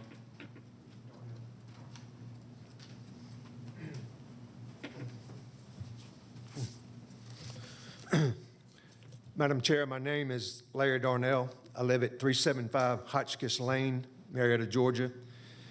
It's in the Longleaf Battle Park subdivision of Barrett Parkway. It's near the intersection of Barrett Parkway and Burnt Hickory Roads. My wife and I were the first to move into this development. We moved in November 2017. Our neighborhood is now 95% complete, with 65 of 71 homes being occupied. I'm here this evening speaking for our HOA, and I want to address public safety as it relates to traffic on Barrett Parkway. Seems like we're hearing a lot about safety and traffic tonight, and I'm happy to hear that. Specifically between Dallas Highway and Burnt Hickory Roads is our concern. In the 5.5 years since my wife and I moved in, there's been a significant increase in traffic and an increase in speed on Barrett Parkway. It makes it very difficult for all of our neighborhood homeowners as well as visitors to safely enter and exit our neighborhood. We come tonight to make you aware of a few of our major concerns. First is speeding. It seems that speeding has increased as traffic has increased. Speeding on Barrett Parkway impacts us safely entering and exiting our neighborhood. And people seem to have no regard for the 45-mile-per-hour speed limit signs as they travel much faster than that. The second is the ability for us to make a safe U-turn from northbound Barrett Parkway and the Burnt Hickory Road intersection. If we're traveling north on Barrett Parkway from Dallas Highway, we must go to Burnt Hickory Road, do a U-turn to get to our neighborhood. Cobb DOT, at our request, installed a sign on Burnt Hickory Road that says traffic must yield to U-turn vehicles, but that sign is rarely obeyed. Drivers turning right off Burnt Hickory onto Barrett Parkway are looking left and rarely look at people making the U-turn before they proceed into the intersection. There have been numerous near-miss accidents trying to make this U-turn safely. The third is if we exit our neighborhood wishing to go north toward Cobb Parkway, we must exit our neighborhood heading south on Barrett Parkway and make yet another U-turn at Rocky Ridge Road. At Rocky Ridge Road, there's no light or signage of any kind indicating who has the right-of-way, causing confusion for all drivers and rendering a safe turn very difficult to make. So our request tonight is that the Board of Commissioners work with the Cobb DOT and the Cobb County Police Department to come up with ways to improve these traffic safety issues. I have been made aware that Cobb DOT is currently doing some study related to this matter, but we're not sure of what all the DOT is looking at. So we would like to make the following recommendations that could have an immediate impact on driver safety and cost the county very little money. First is obviously more speed control on Barrett Parkway. That's a must, not only for our safety, but for all who travel on Barrett Parkway. Placement of officers running radar would be ideal. If that is not possible, maybe you could look at cameras being added to help with speed control. Second, we think it would be good to add signage at the corner of Burnt Hickory Road and Barrett Parkway that reads, "No turn on red." This would allow individuals traveling north on Barrett Parkway to safely do a U-turn to southbound Barrett Parkway traffic. The traffic on Burnt Hickory Road would be forced to stop rather than simply yield, which they usually do not do. The third, we think it would be a significant impact, is to install flexible lane delineators on the southbound traffic lanes of Barrett Parkway. This would be north of the Burnt Hickory Road intersection, separate the right turning traffic from the straight through traffic, because there are numerous vehicles that rapidly change lanes at the last minute, moving from the turning lane into the straight going lanes, and we've had very many near-miss accidents, and actually have had some accidents as a result of that. And then the fourth thing is we think it'd be good to add signage at the intersection of Rocky Ridge and Barrett Parkway that would give direction to who has the right-of-way so that we could make safe U-turns at that intersection. We thank you for your time and for listening to us, and we want you to know that we're available if you would like any other information from us. Thank you, sir. Your time's Your up, sir. time. Thank you. Thank you. The next speaker is Craig Harfoot. But hold on, sir. Before you leave, Commissioner Gamble, did you want to respond? Yes, I can respond, and I know I've been in communication with several members from Longleaf subdivision. As far as the changes, back in 2011, in our SPLOST program, we had funding put in there to, and I pardon to say these words, the Michigan lefts, which I don't like that term, but the county essentially put those in, but we never put the lights in to then put them into use, because at that time there wasn't a need. It wasn't warranted by our studies. So what DOT is doing right now in the study is they're going back and studying to see if we need to complete that project by putting in the lights, which would essentially eliminate the left turn there at Burnt Hickory and Barrett Parkway, and essentially those who would want to turn left would have to go down and use the Michigan left, we got to find a better word for that, to make their left-hand turn, and then they would only be able to turn right. So we would be essentially eliminating the U-turn from that intersection. I agree with you as far as individuals using that third lane. That's supposed to be the right-hand turn only when you're going south on Barrett to turn onto Burnt Hickory. A lot of people do use that as a passing lane. Our officers are out there doing speed control. I see them routinely. The trouble getting them closer to Longleaf is their sight distance, because when they do speed control, they are governed by their sight distance. And based on how your subdivision sits coming off of that curve, they don't have the sight distance, so they usually sit down just north of Burnt Hickory, and you'll see a bunch of people usually pulled over there. So they are doing that, and DOT is doing that study. So I hope I answered your questions. I will get with DOT about seeing how we can restrict that right, but if we enact the left turn light, I'm not sure how that's going to impact drivers going from there to get into that lane. So that'll be something we'll have to look at. Okay, thank you. Thank you, Commissioner. We'll have our next speaker. Good evening. Again, my name's Craig Harfoot, and I know about the DOT studies and where they want to put a light when they're building the thing, but I'll tell you, you got to be forward thinking, and if you build more density, you got to have more lights, and it slows down traffic. Well, I guess that fits in with what they're saying, but my big recommendation is go to Hilton Head and see the way they do roads and bikes. They make the bikes and pedestrians stop for the cars at all the driveways and all the hotels, and just check it out. Next thing. And and it's a slow speed limit. It's like 30, 25, you know. And these are off the back. The main roads, they got the bike paths way off, you know, but you got to plan ahead for that stuff. And Denton's, well, I saw you spent over $100,000 for a study just to get Sam Owens to represent you in Washington and the legislature. But you still didn't just say it. But you approved it tonight, and he gets over $200,000. So what I'm going to say is, why did you need the study for that? I mean, that was like, you're going to do it anyway, so why would you do the study? And Denton's, they're all former attorney generals. I mean, that's their big bragging point. I got that. But seems like a, you know, coming back to the trough and sticking your nose in again. Now, the next thing I wanted to talk about was the study about the facilities. So you're going to hire a consultant, and then he's going to look at the roofs, and he's going to look at the AC, and he's going to look at all this stuff. But if you got a department, I mean, I did 12 restaurants in Buckhead with one other guy, and we did all this stuff. And the whole deal was, yeah, we know which roof needs done, which air conditioner needs replaced, and you get bids, and you save a whole lot of money.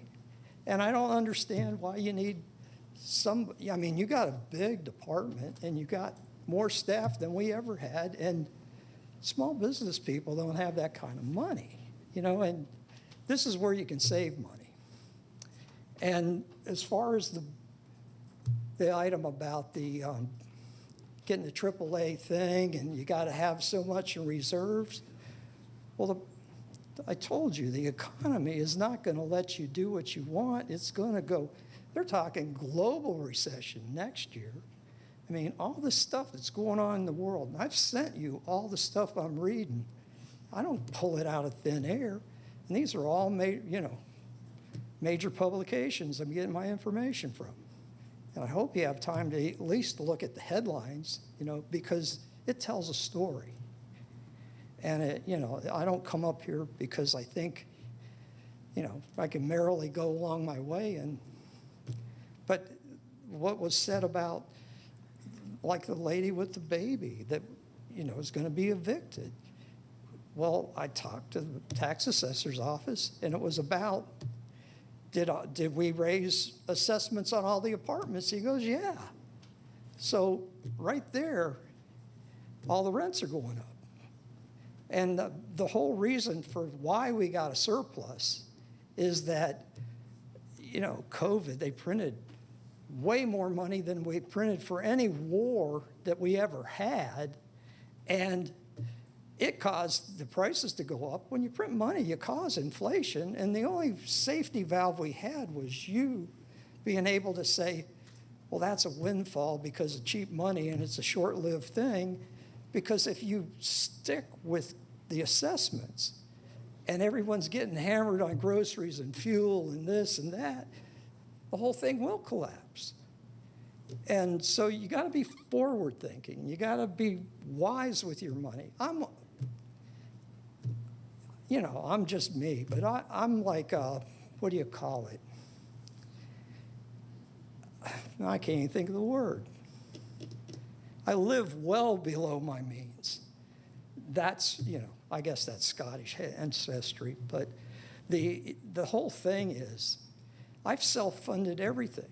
If the county collects the taxes as they're put in escrow, you don't need to borrow money. You don't have to worry about a AAA. But the other thing you got to do is not build stuff with bond money, like the Braves' $150 million bond. Mr. Harfoot, your time's up. That was the last public speaker, Chairwoman. Thank you. We are now at our appointments tab, and we have one announcement from Commissioner Burrow. Thank you. I would like to announce the appointment of Susan Hampton to the Neighborhood Safety Commission, and she replaces Rabbi Larry Cernovitz, and I'd like to thank him for his service and dedication to our county. Thank you, Commissioner. That now takes us to the Commissioner's public address. We will begin with Commissioner Gamble once our slides queue up.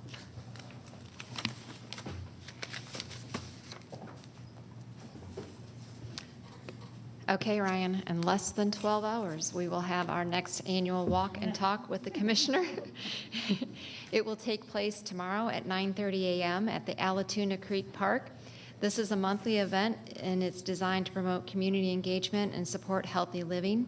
Allatoona Creek Park is located at 5510 Old Stylesboro Road in Ackworth, and we look forward to seeing you in the morning. Public Service Director Dr. Jatan Gibson and I are gearing up to compete in Cobb's first ever pickleball challenge between Cobb County government directors and officials on Friday, August 4th. We are playing for the charity Meals on Wheels. You can play too by backing your favorite player. Your votes will go towards helping Meals on Wheels. May the best team win. It is also my understanding that we also have another competitor, Commissioner Sheffield, who is teaming up against Communications Director Ross Cavett. The question is... I'm putting my money on money. But I'm wondering if the GoPro would count as the third member of the team. So let the fun begin. Please all get involved. All proceeds, again, will go to our Senior Services Meals on Wheels. And again, happy 4th of July. Thousands of people are injured yearly during the 4th of July holiday while using fireworks. Here are some fireworks safety tips so you and your family can celebrate safely. If you choose to light fireworks, do it safely and be considerate of your neighbors. In Cobb County, fireworks must end at midnight on July 3rd and July 4th, or you are violating the noise ordinance. Keep a bucket of water or garden hose handy in case of fire or other mishap, and light fireworks one at a time, then move back quickly. You can check out the 4th of July events that are happening in Ackworth, Marietta, and Kennesaw in my newsletter this week, and enjoy a safe, happy holiday. Thank you. Thank you. Move on to District 2. Happy 4th of July. Tuesday, July 4th, county offices will be closed in observance of Independence Day. There are several events happening across Cobb County to celebrate the 4th of July. Have a safe and fun holiday. So news from the office. We've got the Lower Roswell Road Open House. We'll be joined with Commissioner Burrell as well. But please join us Thursday, June 29th from 6 p.m. to 8 p.m. at East Cobb Library for an in-person open house to discuss the concept designs for the Lower Roswell Road project. The purpose of this meeting will be to inform the public of the design changes made since last year to remove the in-street bike lanes while providing pedestrian and bike accommodations with a multi-use trail. This is an open house, not a town hall. Community members can drop in anytime between 6 p.m. to 8 p.m. to view the displays and speak directly with DOT staff to make sure that their feedback and comments are heard. Comment cards will also be available to provide formal feedback, and I'll do my best to capture what gets brought up in that in those sessions as well, so that we can make sure that people are aware of that content. Family Day, Cobb Family Day at the Fishing Rodeo. Please join us at Hyde Farm Park from 9 a.m. to 12:30 p.m. for a family day. We will be offering a viewing of the Cobb Parks Fishing Rodeo competition, so we're kind of tagging along, compliments to our East Cobb Cabinet Chair Kevin. You can touch a truck with Cobb Fire and Police, cooking demonstrations from the UGA Extensions Office, story walk with Cobb Libraries, a scavenger hunt with myself, Hyde Farm tour, and garden volunteer opportunities. Those who would like to participate in the Cobb Parks Fishing Rodeo must register in advance. Please go to cobbcounty.org/park to register for the Fishing Rodeo competition. Capstone internship kickoff. So you all heard me recruiting for capstones, for interns, and you can see our list of, I believe, 21. And we're excited to announce the kickoff of the summer capstone internship. Our interns will be working on projects and initiatives while learning more about local government. Please join us in welcoming these interns, and you'll get a chance to actually see what they were able to produce at the showcase in September. New cabinet members, we're excited to announce we have added 2 new cabinet members joining our community cabinet. Malik Tan joins us at as the youth cabinet seat, and Natalie Rutledge will join us as the educational cabinet seat. And from the community, VR headset experience. Experience our planet like you've never experienced it before.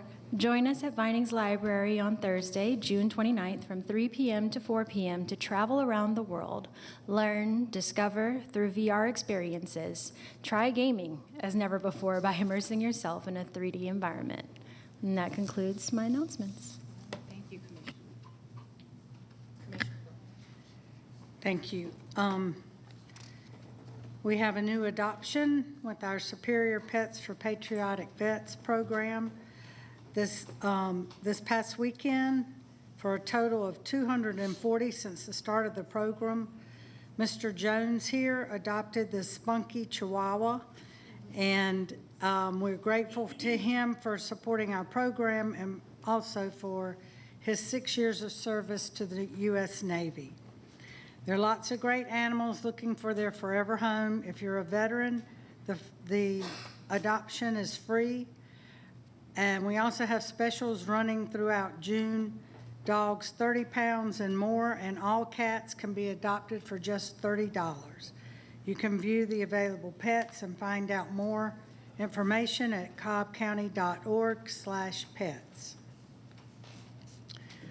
We had our first presentation of the budget at work session today, and the 3 meetings are Tuesday, July 11th for public hearing, 9 a.m. at our BOC meeting, Tuesday, July 18th, a special call meeting at 6:30, and Tuesday, July 27th at 7 p.m. at our BOC meeting, and the budget and millage will both be adopted at on the 27th. Fishing rodeos coming. July 8th, Hyde Farm. July 16th, Lost Mountain Park. July 22nd, Ebenezer Downs Park. And July 29th, the Fur Family Park. All you have to do is go to cobbcounty.org/parks to register. It's a great event, and we hope you all come out, and especially July 22nd to Ebenezer Downs. So I promised the CID director I would do this tonight. We had our ribbon cutting today for Aviation Park. And this is the ribbon, and this is the CID logo.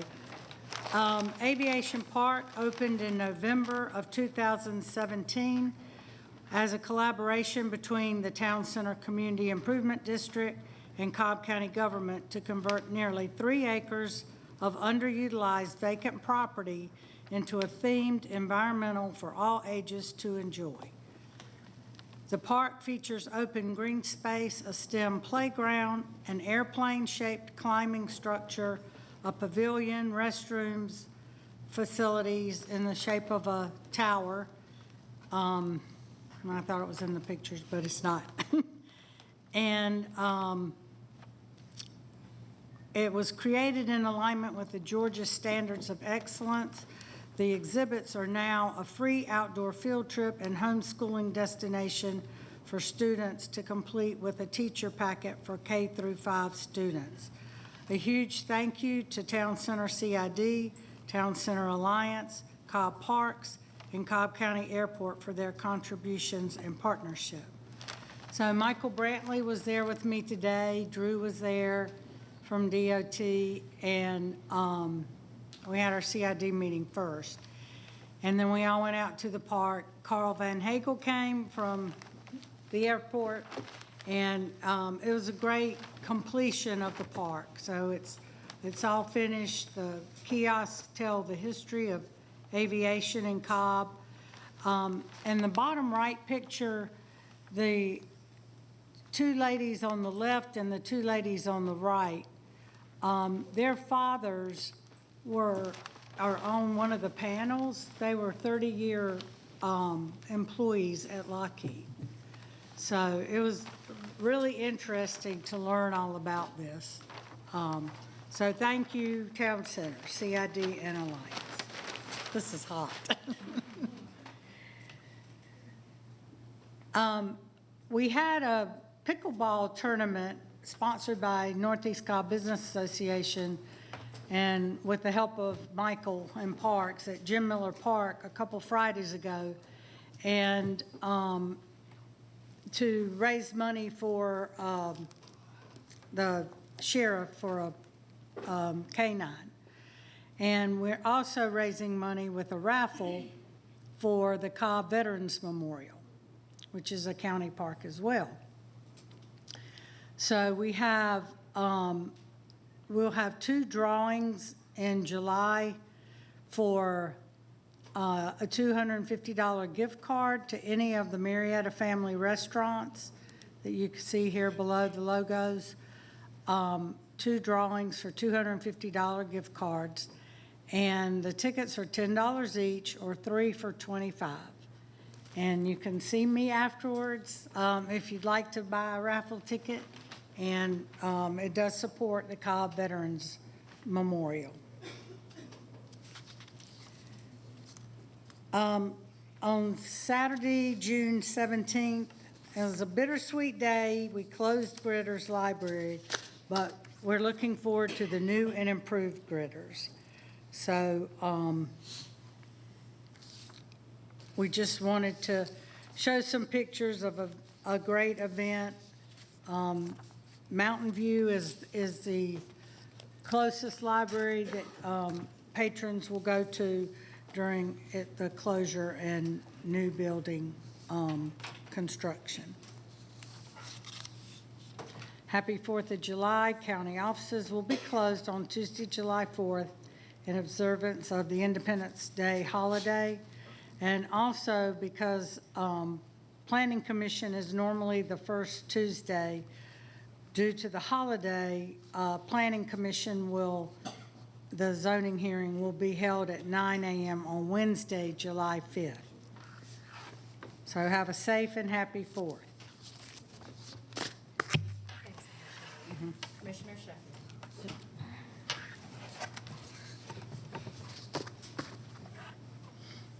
Congratulations to the SAE School for the official grand opening of the mini pitch soccer field donation on June 17th by the Atlanta United Community Fund. The initiative is part of a Community Fund's Georgia 100 campaign, which aims to construct up to 100 mini pitches in under-resourced communities across Georgia. The space at the SAE School has been transformed from a dirt lot into a beautiful green space that will promote a healthy lifestyle, educate students on the value of teamwork, and most importantly, unify kids across the community who come from different backgrounds. 8 July dates have been added to the Vision to Learn summer break calendar of on-site mobile clinics at Cobb County Public Library locations. Vision to Learn provides eye exams and prescription glasses for students ages 5 to 18 free of charge. The program has reached significantly more children than last year's record of almost 400 exams, resulting in more than 250 students receiving prescription glasses. Registration is required and space is limited. Please visit cobbcat.org to schedule an appointment. Hope Family Resource Center is seeking your assistance with their back-to-school fundraiser. Book bags and school supplies are needed for the upcoming school year. There are 3 ways that you can donate. 1, you can visit hopefamilyresourcecenter.org. Drop off your donations at 6108 Mableton Parkway, Suite 116, from now through July 17th between 10 a.m. and 4 p.m. Monday through Thursday, or you can text 770-525-0565 to donate. For more information, please contact 678-310-0525. Join me and District 4 Planning Commissioner Michael Hughes for our monthly In the Zone community meeting. We will recap June's zoning decisions and discuss July's cases. Our monthly meetings is a great way to stay abreast of zoning applications in your community. To join the meeting, please email monique.sheffield@cobbcounty.org. And congratulations again to Michael Register for returning to Cobb County following a 30-year career in public safety. Congratulations and welcome back. And while I do not have a slide, I wish everyone a happy and safe 4th of July weekend.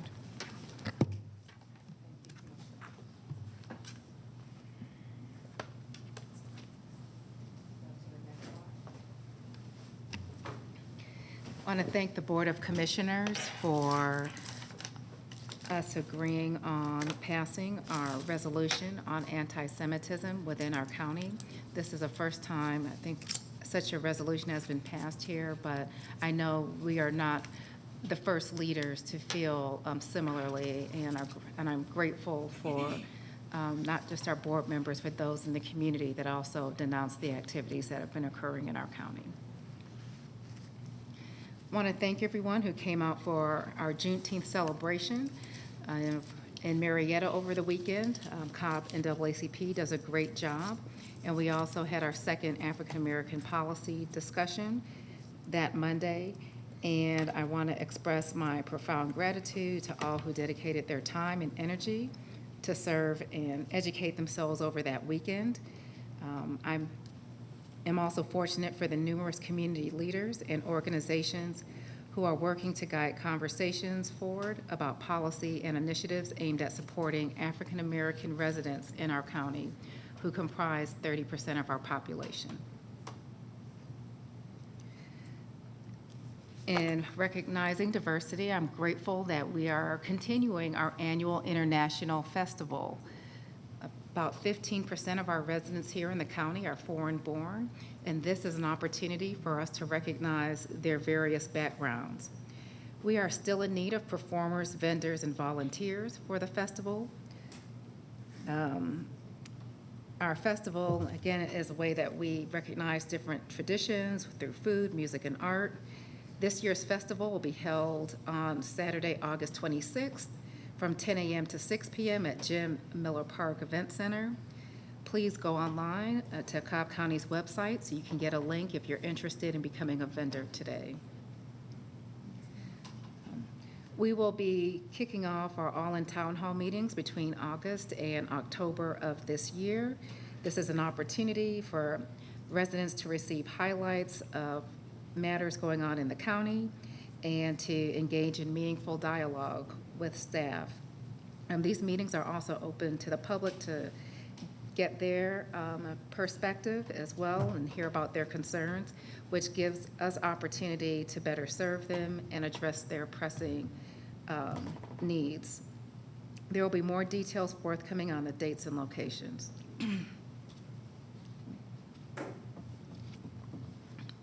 Finally, happy Independence Day. I hope everyone has a happy July 4th.